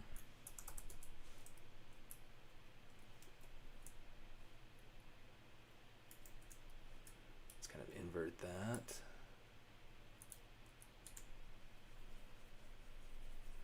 I'm just going to kind of smooth this out some. What this is going to allow me to do is to get the polygons up here, up top, to kind of smooth down a little bit, which is something I definitely want. You know, I want this to feel as even as I can make it. Up here, I'm going to want this to even out a little bit, but not a ton. I'm going to have to fix the way that it kind of interfaces with the hips, but that's fine. Let's kind of even that out just a little bit.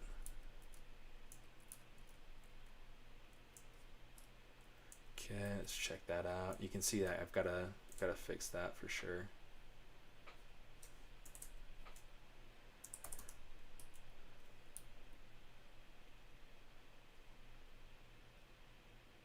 Okay, pull that out, pull that out.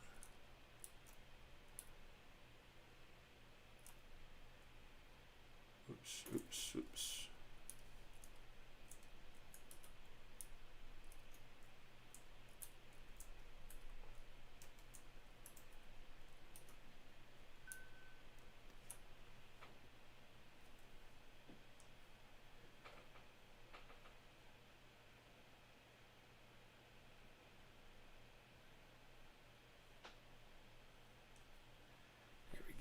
Keep getting notifications, and I don't want notifications right now. I'm busy. I'm busy. Alright. Let's go ahead and select this, invert, Control All, so that we can get that whole body kind of masked out some. Just kind of smooth it out, but I'm doing like the relax smooth. So shift, and then I'm releasing shift so that it kind of relaxes the points. And that's helping to get me quite a bit nicer of a distribution of these points, and helping to preserve the volume a little bit too. Let me see.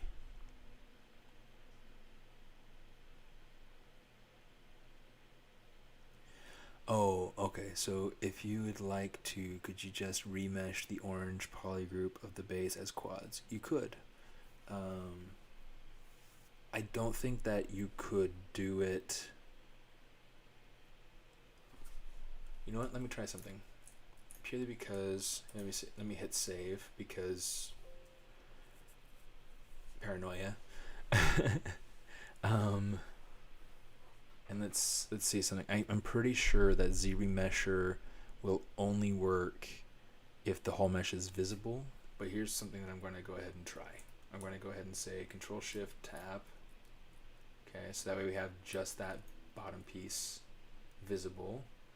Say ZRemesher. Oh, look at that. Kind of did something. Let's say freeze border. And we'll take this down to like really low. Okay, so that did something for us. I mean, it's not amazing, but it's something, right? You can see what it is that it did for us if we just smooth it out. So yeah, I mean, it's not amazing, but it's all quads. That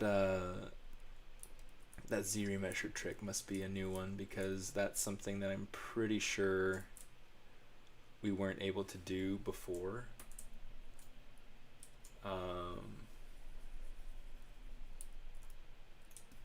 So that's interesting.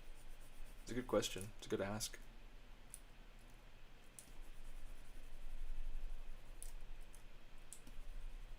Yeah, and I figured that would be something that we could try, and if it worked, then great. If not, then, you know, it wasn't something that took a super long time to experiment with. Yeah, okay, that's starting to look much nicer.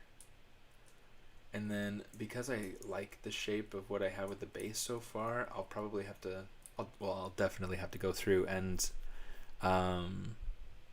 kind of refine the way that this happens. Or what I could do, let's grab this.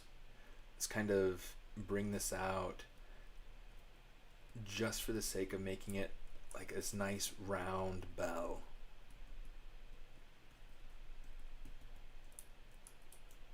Okay.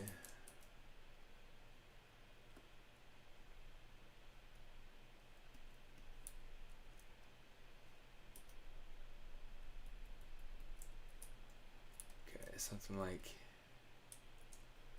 but like a lot bigger. Let's take this.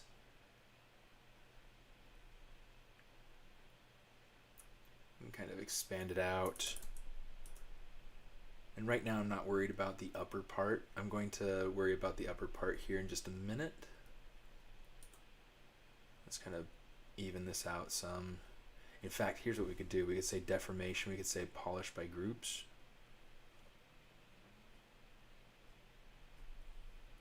Just so that that kind of evens out the topology there along the edge.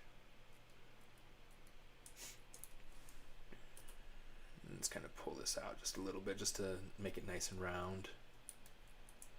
And I'm just going to soften this up. Let's mask that bottom, and then we'll just smooth out the bell polygroup right here. So I'm doing a combination of like smoothing the alternate smooth, the relaxed smooth, and then I'm also using like regular smooth as well, just to be able to get those to even out quickly.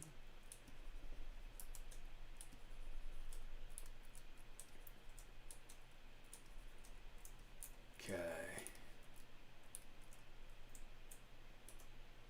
And let's finish kind of pulling this up so that this feels a little bit more in touch with her silhouette.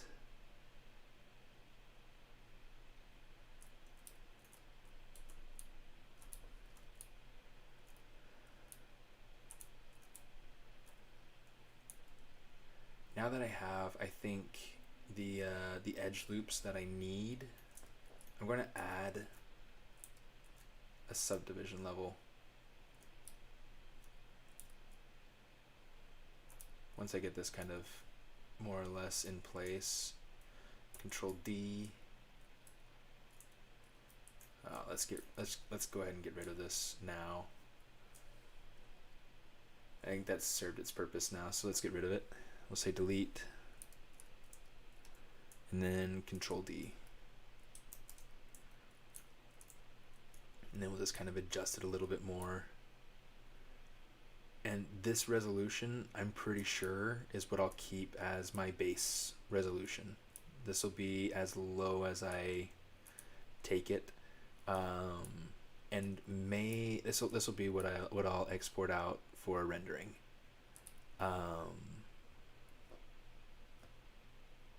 Yeah, this looks pretty good.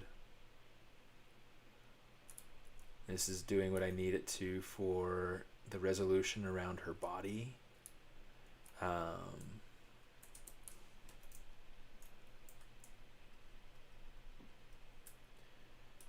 it should be pretty good. It should be pretty decent.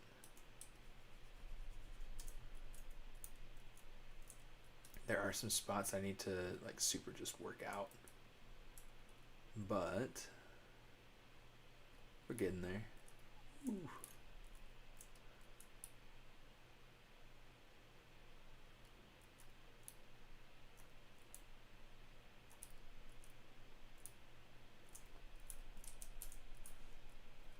We're getting so much closer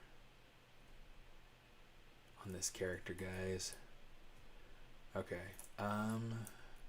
Okay, so one of the things that I want to do, okay, is I want to take the dress and I want to make it so that it simulates down to the ground. Okay. Now,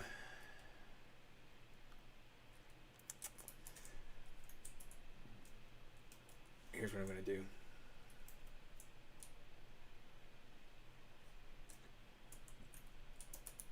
go. Now she's got like this short pencil dress. Let's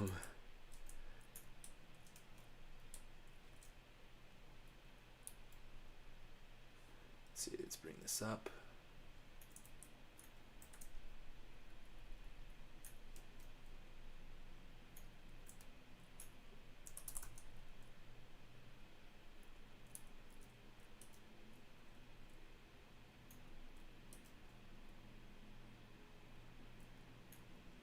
See if we can make this work really nicely. Okay, so because of where we have the character situated, her foot is the furthest down point. This tip of her toe right here on this shoe, that's the lowest down point. So that's where our floor is. And if we turn on our floor, you can see there's our floor grid. Okay, so if we were to hit render, it would render with like this weird floating shadow, and it would look super, if we just pop that on there, you can see a weird floating shadow right there. What we want is to kind of simulate this this lower portion of the dress, so that it starts to feel more like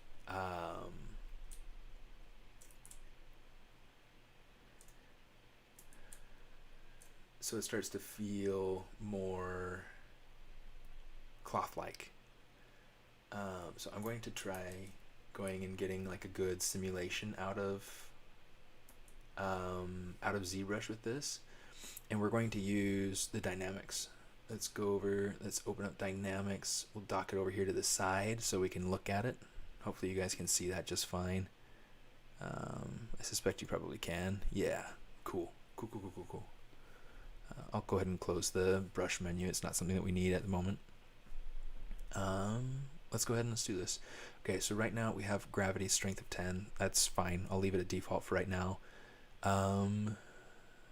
We have so a lot of the things that I like to kind of consider is what kind of material I'm working with.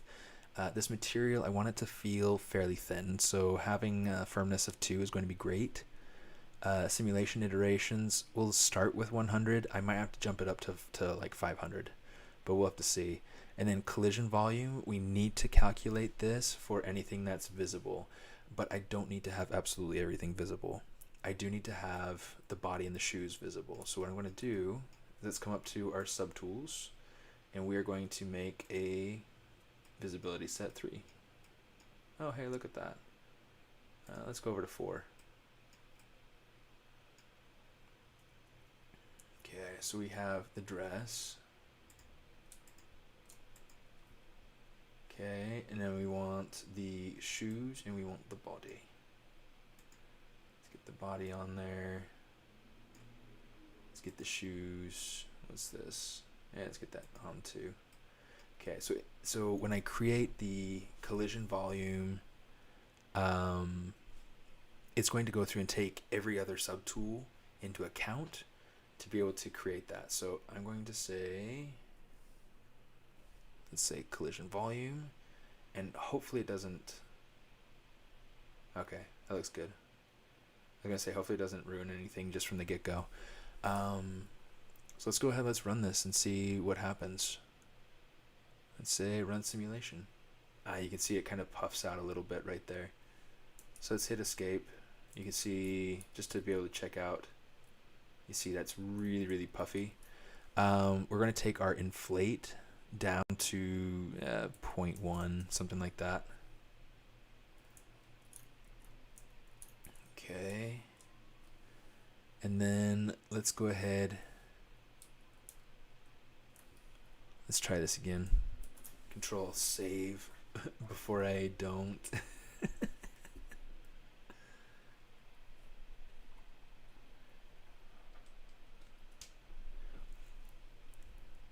All right. Hey, thanks for coming, Lee.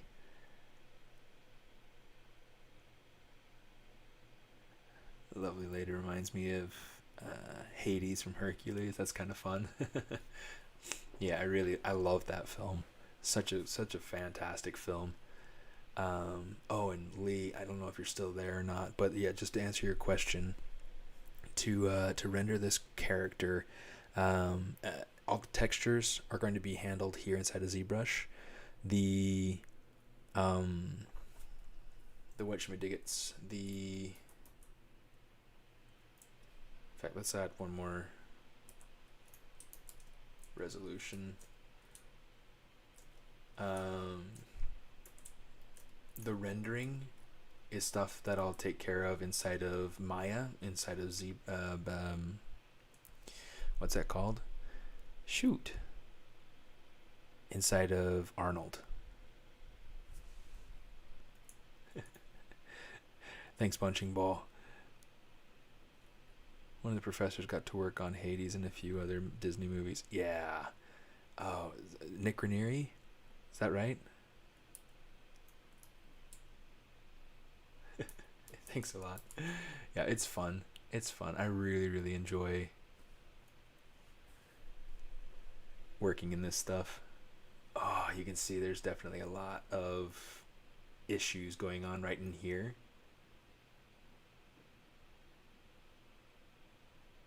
It's really interesting to me to see the way that it's kind of twisting. Oh, that's really getting messed up. Look at how bad that is. Okay. So here's what we're going to do. I'm going to take all of this. Let's kind of soften it out. Now let's run simulation from there. You see it's definitely getting a much nicer result so far. Mike Gens. I'm not familiar with Mike. Because I was remembering that Nick Raniere was the one that animated Hades. But yeah. I mean, I'm sure that there was a team. I mean, there's always a team. But it's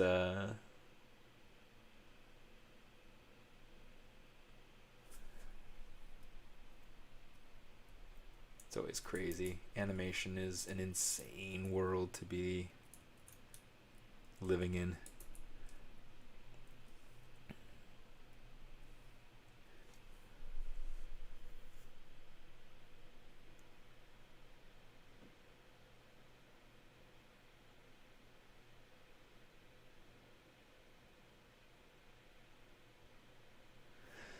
So I'm trying to do a couple of different things. And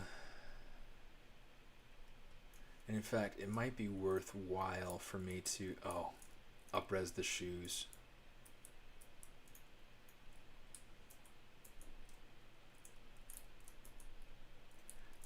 Let's up-res the shoes, because the shoes,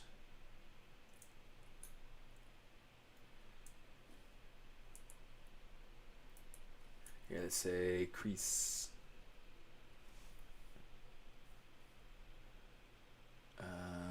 Let's say something like that. Crease. Nice.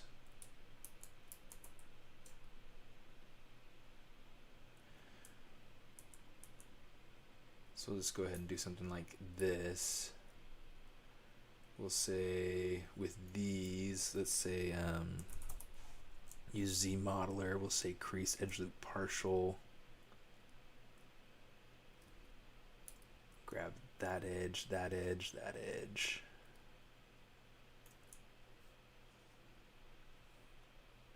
And we'll just try to make some different polygroups here so that they are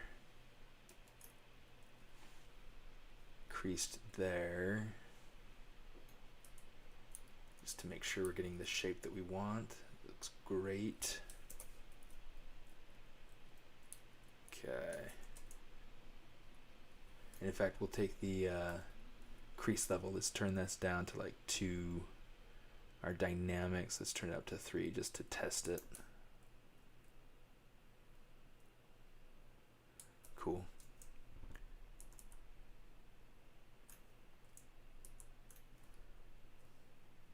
Just so we have that, and we have the actual geometry there. And then we'll take our character's body up to something like that. We'll recalculate our collision volume. And once that's done calculating, I'll go ahead and run the simulation again. Oh, wow. Wrong mesh, wrong mesh.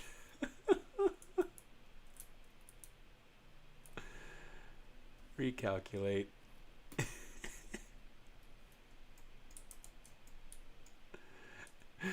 That wasn't crazy. Yeah, don't forget to save. Thank you. Yeah, I'll definitely do that. Okay, so one of the things that I'm trying to do with the dress is that I have the dress at kind of a lower resolution at the moment, and that's going to help, hopefully, to get me some broad folds, broad wrinkles.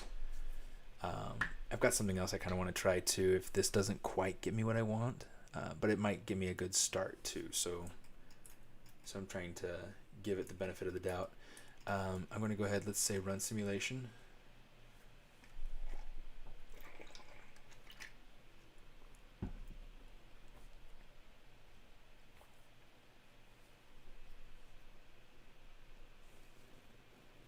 Yeah, it looks like it's starting to work, getting some good broad wrinkles in there.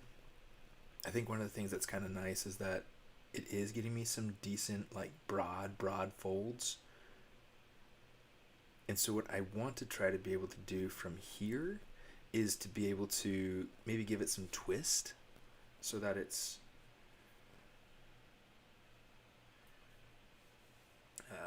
not just like straight down. It's like way too much.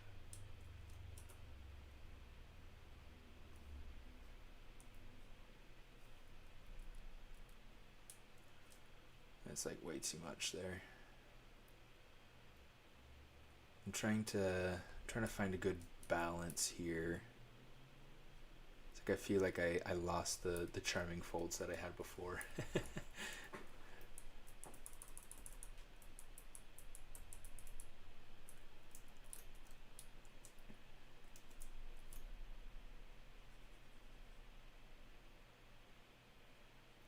Let's kind of give it just a little bit of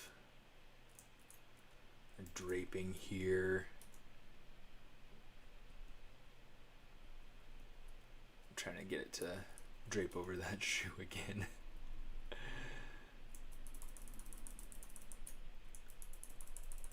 Let's just take it back and then we'll just use a regular move brush, I guess.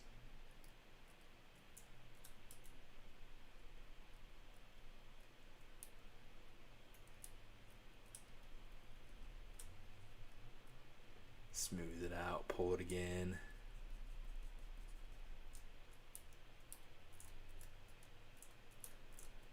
Yeah, that's definitely like way too, I mean, I really like the way these folds are happening down here at the bottom, but I feel like that's definitely just way too flat out here.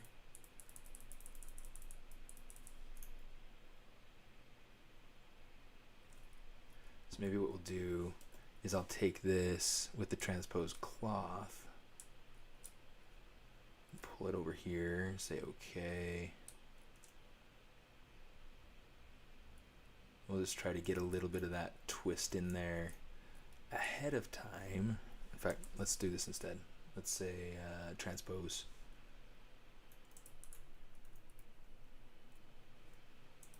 Okay, let me see.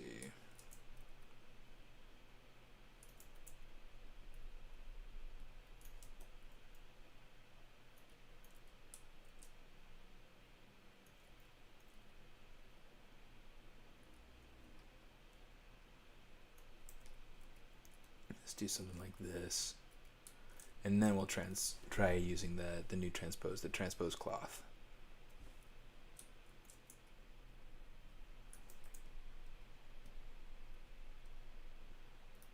Okay, let's bring this over, bring it up, so that way hopefully it gets us a little bit of a twist ahead of time.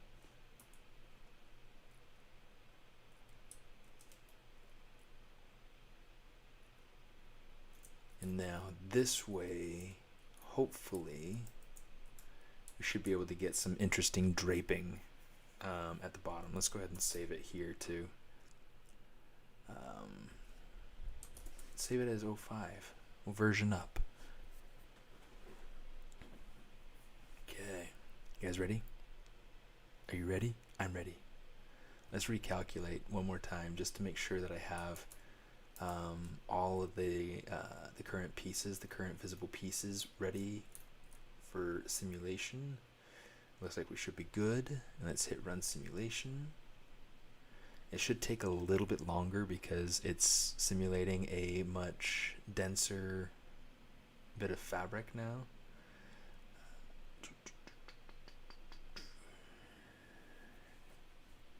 In fact,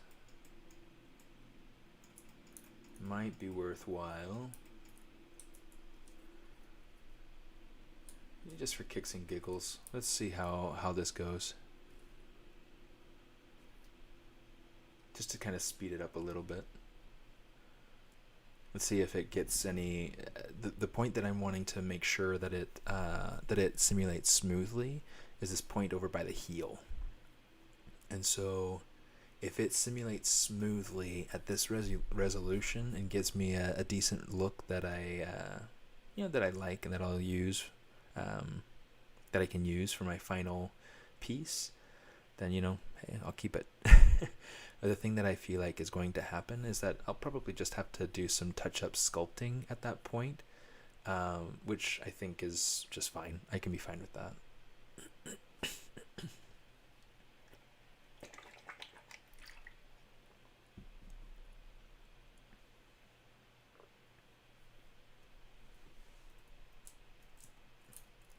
Okay. Yeah, it's not too bad. Like I was saying, just kind of take some of this and just pull it out, step it up.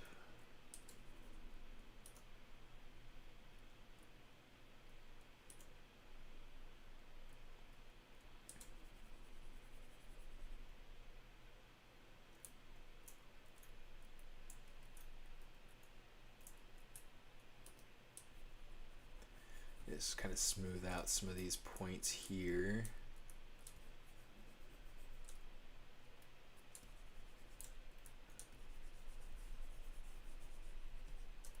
I don't want to smooth out a ton. I do want to make sure that it's still kind of maintaining that look of cloth.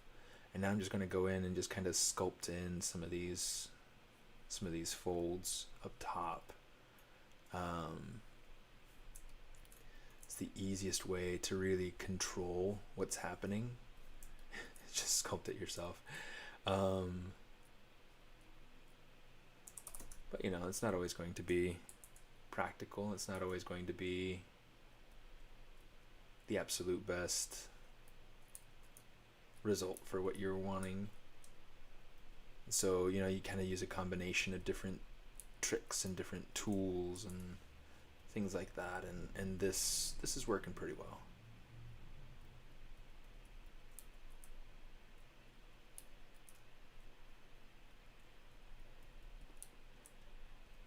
It definitely gets you a good base to start from. So yeah, it's pretty exciting. It's pretty nice. I'll have to go through and kind of see if I can figure out how the cloth would flow over the heel here. Oh, that's not what I wanted. I wanted standard brush.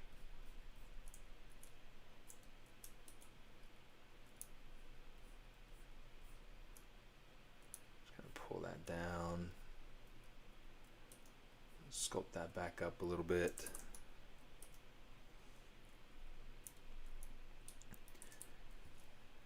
Close the simulation too. I don't need to see that anymore at the moment.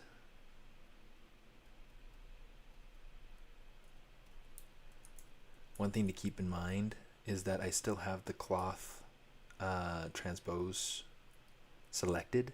So if I were to go through and try to use my gizmo at any point, I need to make sure that if I don't want my object to behave like cloth, then I need to make sure that I switch to my standard.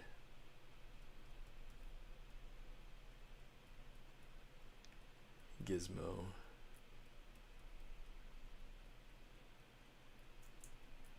Okay, something kind of like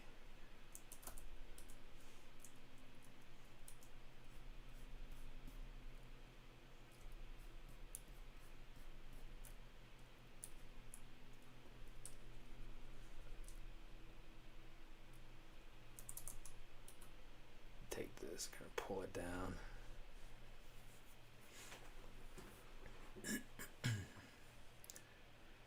Now the end hope for this dress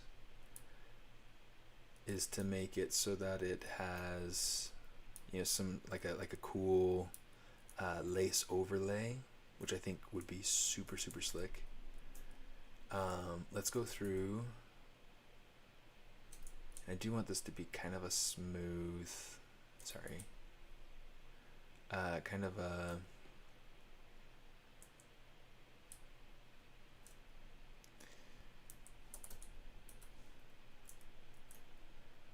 kind of a thin sort of dress. So what I'll be doing is I'll be coming in like this and just kind of pulling out little rows of topology.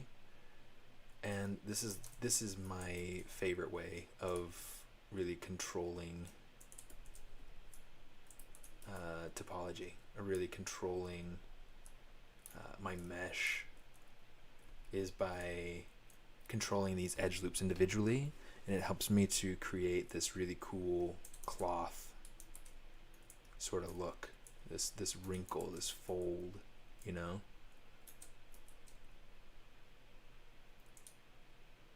And let's grab that border. Oops. Control A, Control Shift A, or Control Shift Tap. So that way we get this nice crisp transition right here. And then you'll notice that, like, as we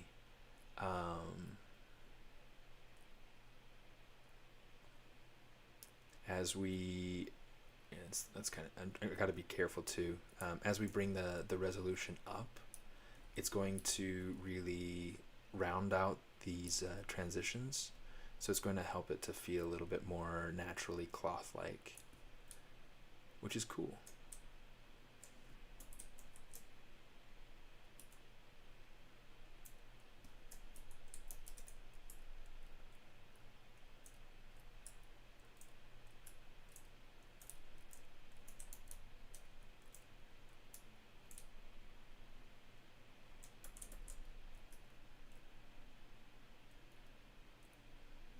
Pull this up,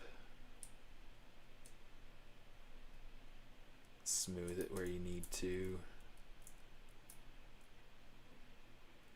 This just kind of helps to give it a little bit more of a feeling of bunching right in this spot.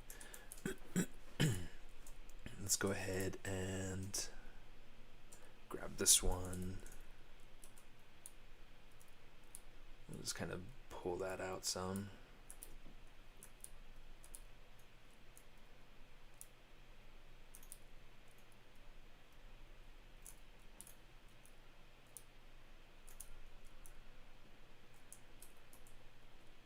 See that feels like nice thin cloth. Okay, that was super simple to do, right? So I love doing things like that. Spots like right over here between the knees, I'll usually go through and just kind of sculpt down into that using my standard brush. Just really nice and simple. And let's boost my intensity just a little bit there.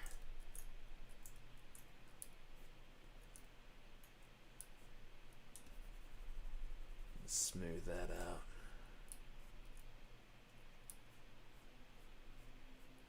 Oh man, you know what sounds good right now? Rice pudding. Rice pudding sounds so good. I love rice pudding. It's something my mom used to make when I was a kid. Though I don't think I really appreciated it as much then.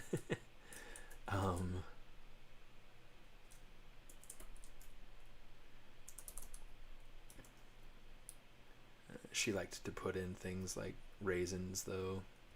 I don't like raisins in my rice pudding.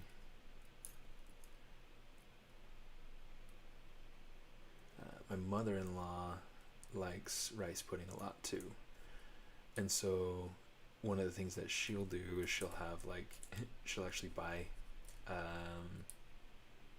different varieties of it.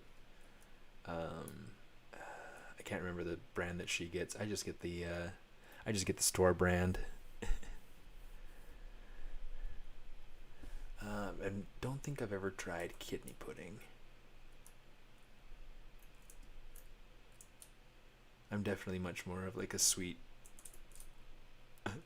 pudding kind of guy.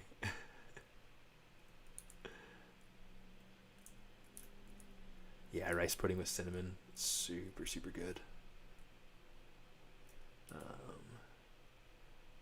Pudding is one of those things that's kind of hard to go wrong with. Not impossible, but hard.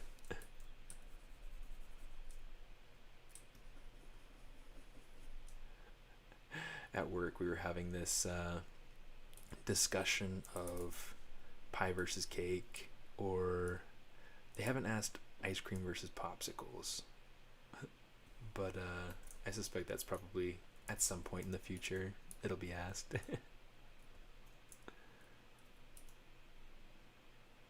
We like to have these questions, just like simple things, where just to get to know people and their preferences or whatever, and it's fun. It's a really fun aspect of my work culture,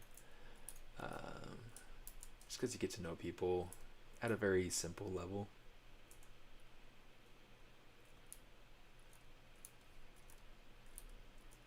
Okay, that's looking pretty decent. This spot down here, though, that still needs some cleanup. So just kind of hit that a little bit. It's penetrating through the knee a little, so just kind of making you hungry, Margaret. ZBrush some rice pudding. Yeah. Yeah, I need to make some rice pudding. That is the pinnacle of all that is ZBrush.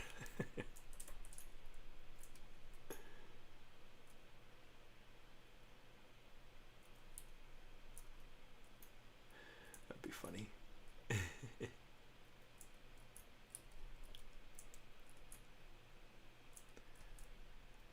Let's see, so for this one, we'll go ahead and we will kind of pull this out.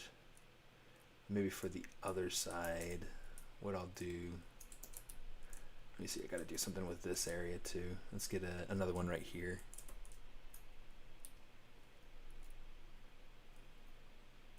Let's kind of take that and make sure that it's kind of coming from between the folds right here, just so that it feels like it makes sense. And then the thing I want to be careful of is I don't want it to be too big. I don't want it to be too thick.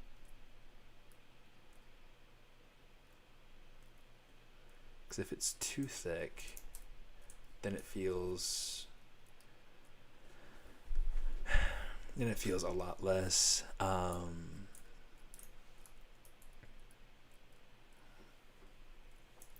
I guess a lot less thin.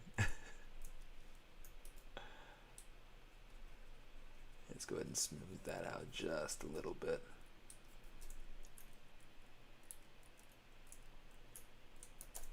Okay, so let's come over here. Let's grab this, and we'll grab this.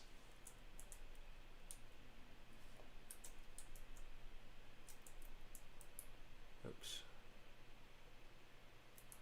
You know what? We'll do that, and then we'll also do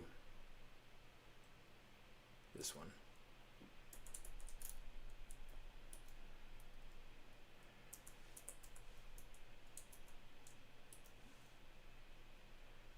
go ahead and kind of, I'm just going to use inflate for this side, just to show you that there's like a couple different ways to do it, but also because I have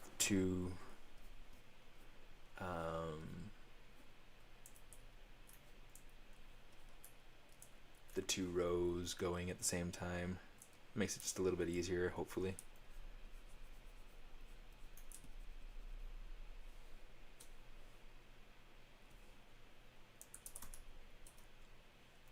Let's go through and kind of smooth that out a little bit. It feels just a little bit too extra.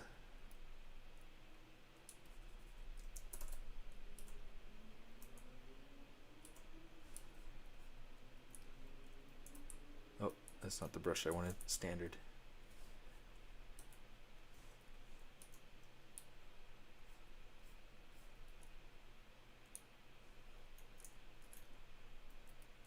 There we go.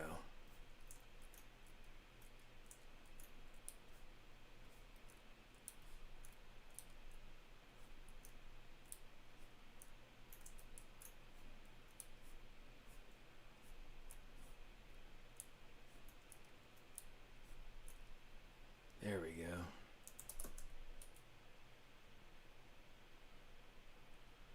Let's kind of nudge that over into place a little bit.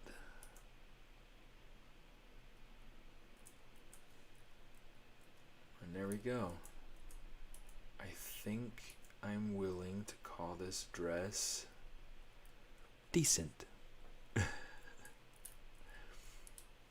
Maybe that's what I'll do, is I'll go through and I'll change out her, because like in the original, I mean, she's got the skull kind of floating with the flame over it, like we have in the concept down in the bottom right hand corner here. Maybe I can take that out and change it to into a cup of rice, or a bowl of rice pudding with the spoon kind of floating out of it and a couple of little blobs of rice pudding floating above that. That could be funny.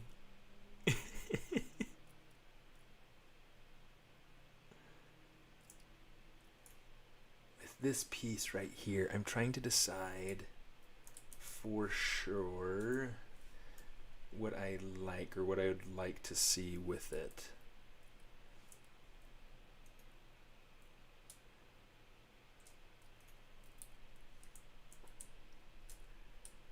Okay, I think it needs to be done now. It needs to be done now. Oh, turn off the transpose cloth. Turn it to regular transpose. And we'll just do something like that.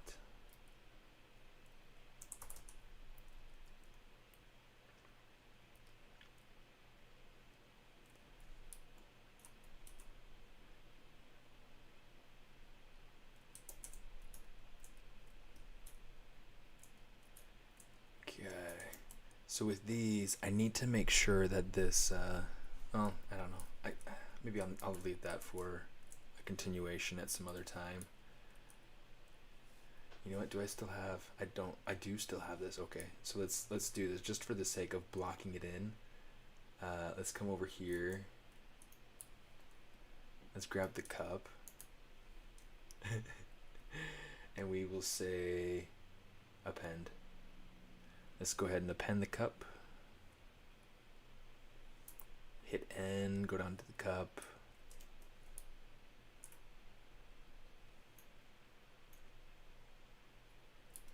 Let's just bring that cup up so that it's decent. Bring this skull down all the way to the bottom so we can keep track of it. Oh, you know what? Let's do this instead. We'll go ahead. We'll keep this so that it's regular, and then let's go over to version 5.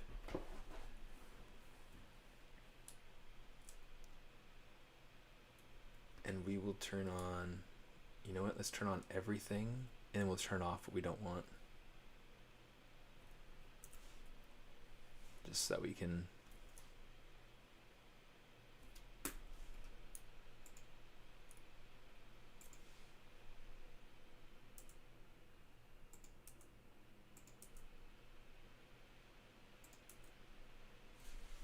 turn off what we don't want.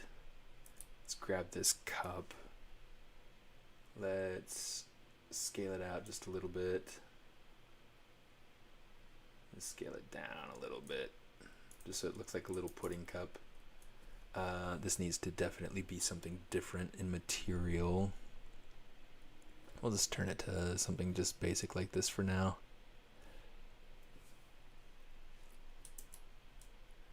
And then let's grab this section.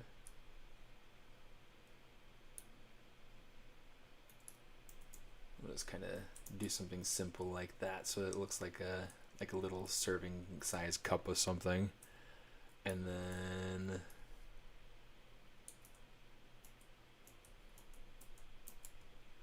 does this have,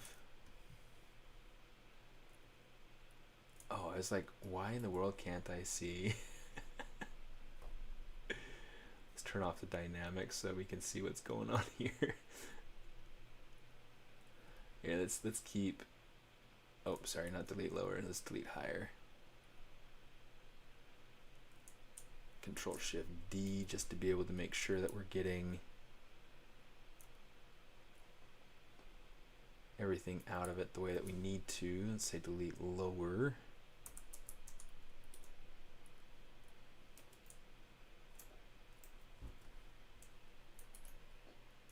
Okay, good.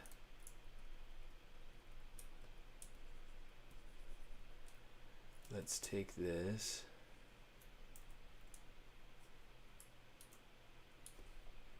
Turn up our smooth all the way.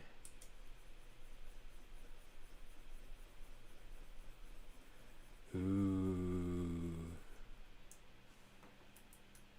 Oh, I'm starting to feel dizzy now.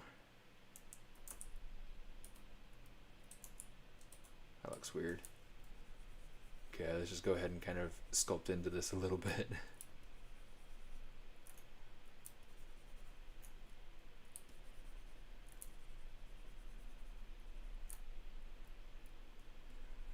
Boom, boom, boom, boom, something like, oh, too much.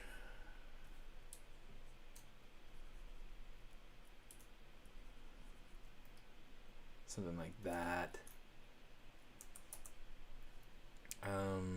Brush, let's use the spiral brush. Spiral. Turn off dynamic. Just to give it so that it's got like a little bit of like a floating bit there.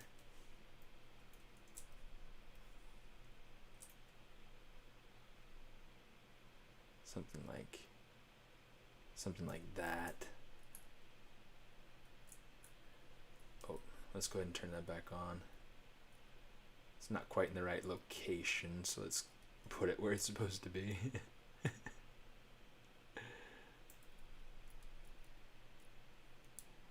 Let's see.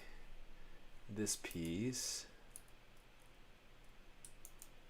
that's the actual dress, so let's go ahead and give it the color it needs.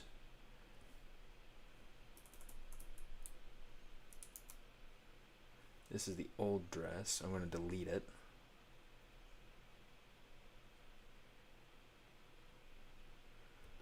Let me see, dress. What's this that I'm looking at? Okay, this is the old underwear piece. We don't need that anymore. That's a mask that I had created to be able to kind of put on front, so like it'd be like a skull or something like that. I don't need it per se, but I'm going to keep it for now. Let's see. Those are other eye options that I was playing around with. I don't think I'll keep them, but we'll keep them for now. Let's turn that off. Okay. So now we've got this. Let's go ahead and add in a couple little floating bits.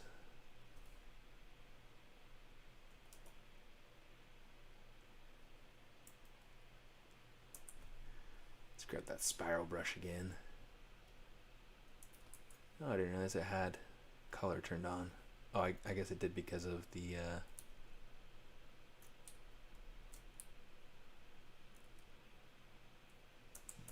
because I had turned it on to be able to fill the dress.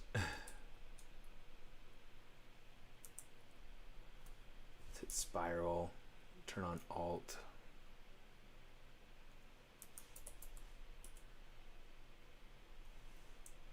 Control D just to be able to add some more resolution. It's not doing quite what I was hoping it would do quickly, but you know.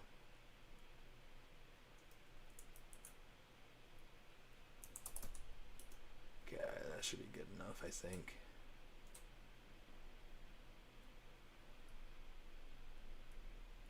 Resolution wise anyway, right?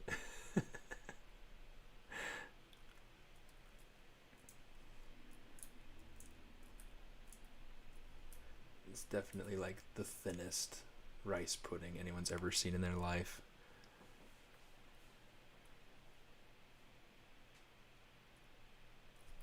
Okay, let's go through and say rice pudding.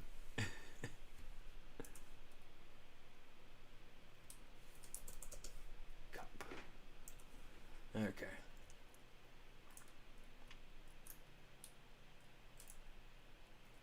Now to be able to get rice in there, we're going to want to do something like a cube.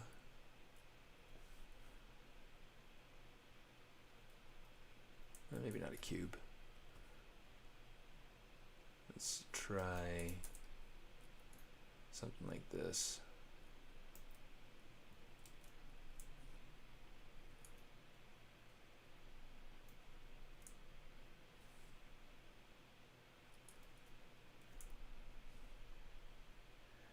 Just kind of place them around here and there.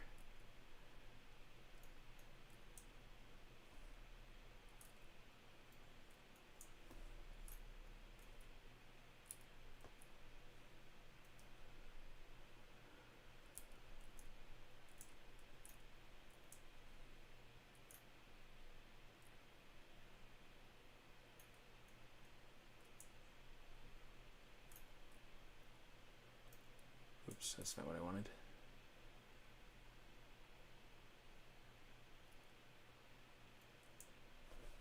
Let's go ahead and put a couple of little grains of rice up in here.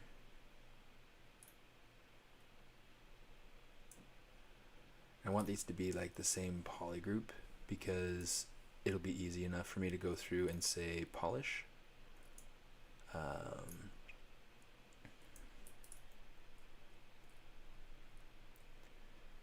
I don't know what this will look like, by the way. This is totally just me goofing off. Just me musing about rice pudding. You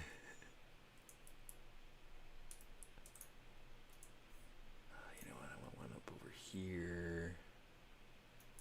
Let's get a few down here.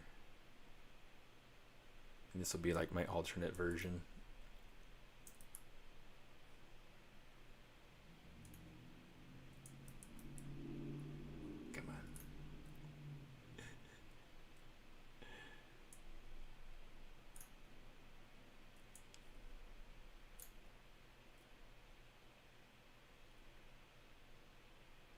Okay, let's call that good enough. And then let's see what it does if we just say polish. There we go. Little grains of rice. Of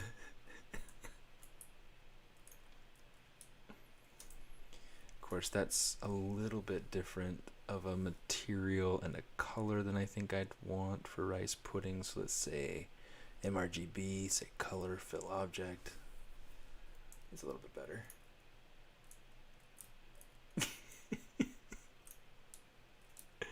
Arroz con leche. Eso justito.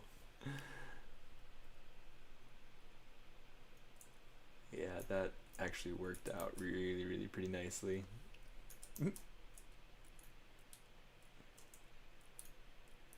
There we go. And I just need to get like a spoon floating, but yeah, I don't know that. I don't know. Let's see. Subtool. Split unmasked points. Spoon. So what I want to do is I'm going to take this, let's go ahead and stretch it a little bit, flatten it a little bit, and then I am going to take that geometry, modify topology, delete hidden. Let's go ahead and Control Shift A, delete hidden. So now we've got display properties, double. Now we've got this. Let's go ahead and kind of smooth it out a little bit.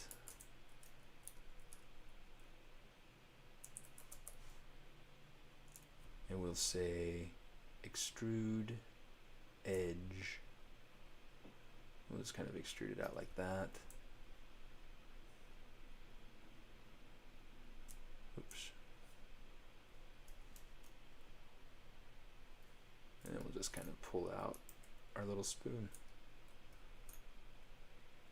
Okay, let's say insert.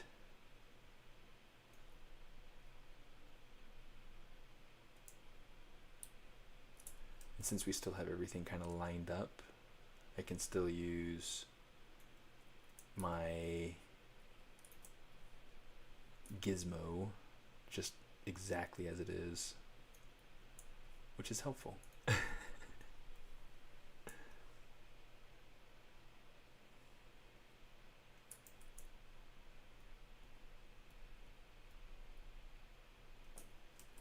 Okay, let's go ahead and give this a little bit of a taper in the front. I don't really quite want it like that. Let's see. Mask that out like that.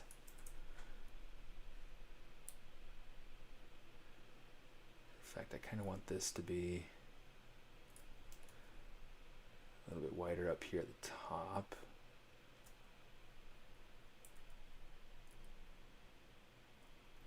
Something like that.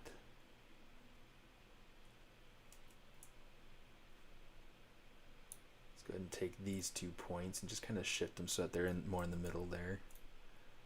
And then let's grab this one.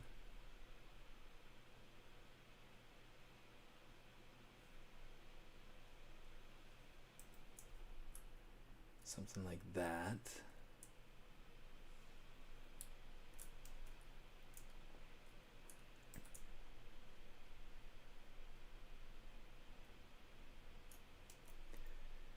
And then boom.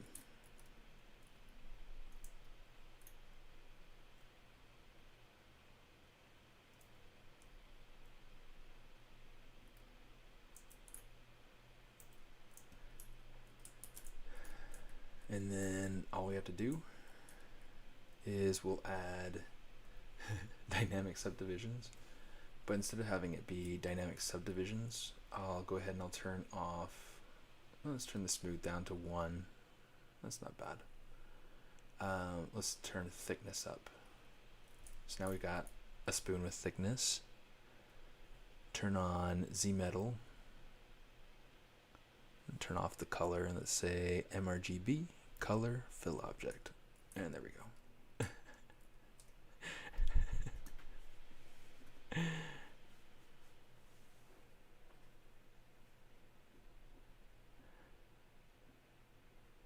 Let me see. Yeah, I actually have done like nanomesh for rice or sprinkles. Like if you've seen my older streams where I did that dragon that was kind of candy inspired, Candyland inspired. That was a lot of fun. And I did that using like the sprinkles on the dragon's back. Let me see if I can pull it up actually. Come on. Dale. Dale, dale, dale, dale.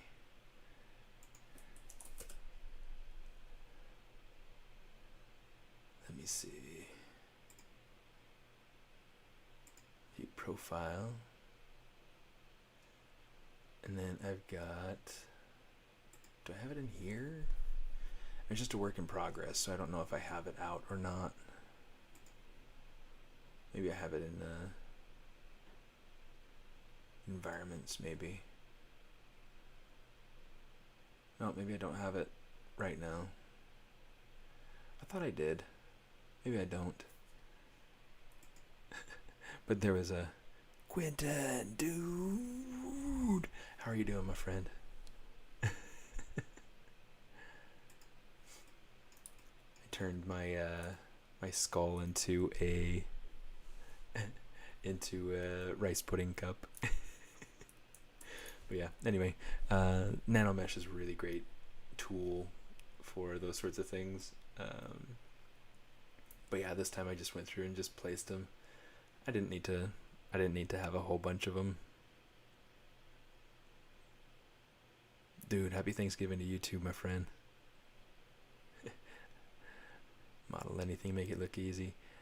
Yeah, thank you so much. Yeah, I have a lot of fun with it, and it's a blast. It is definitely a blast. Oh, hey, that spoon is still on. Oh, it's because it's selected. Okay, we're good. Yeah. Yeah, so far as like Blender folks, I'm not very familiar with anyone in that sphere except for Blender Guru, and I'm not sure what his name is.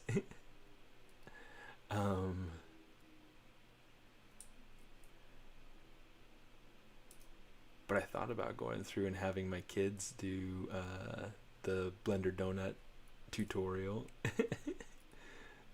I want to start teaching them some digital stuff, you know, so that they can start creating and start doing things for themselves and have some fun. And my daughter specifically has requested to start learning some things, and she asked me questions, and my son loves to draw, but he hasn't really asked as many questions as my daughter has about what it is that I do and things like that. So we'll have to see. We'll have to see what happens.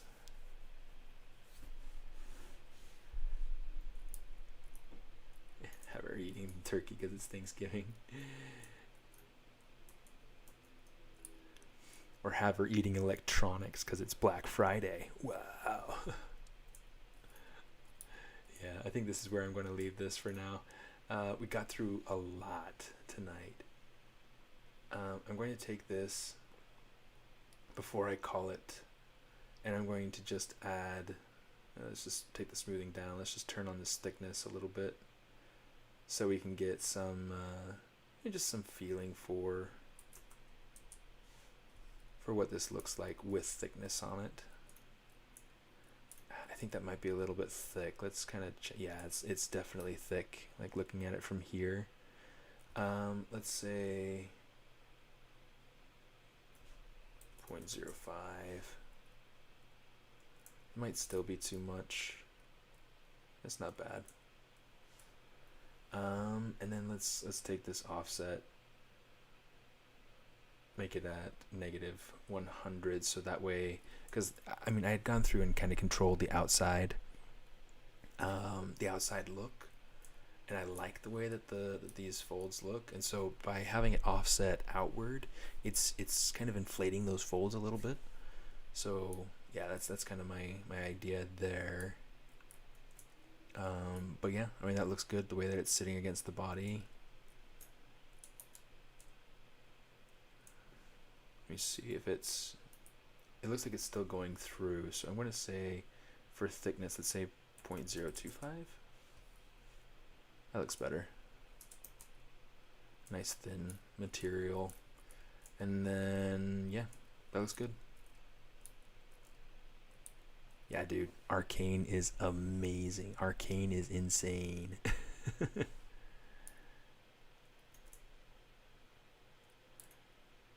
Got my brother into drawing. Now he works at Pixar. That's awesome. Who's your brother?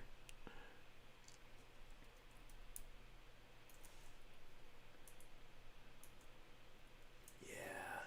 In fact, a lot of what I'm doing for my textures for this girl, I'm trying to, or will be trying to do it based off of kind of what I'm seeing in Arcane. I love the way that they did their Luis Gonzalez. Was he highlighted in one of their in one of their videos a few months back.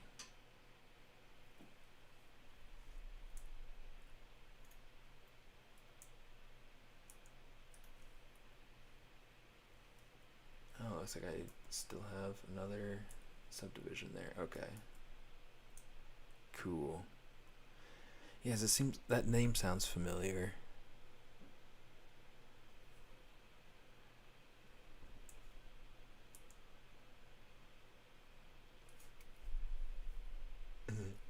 I just subdivided it one more time, and now it's at like an insanely high. I'll leave it at this subdivision level for right now. Um, let's go through. I'm going to take my material. Let's color fill object. All right. I think this is where I'm going to call it for right now. I'll have to put like an update screenshot or something in my Instagram. But yeah, just as a reminder, anybody who's interested in joining this this Draw This in Your Style, this challenge, it is due in about 4 days. Okay, at the end of the month. Okay.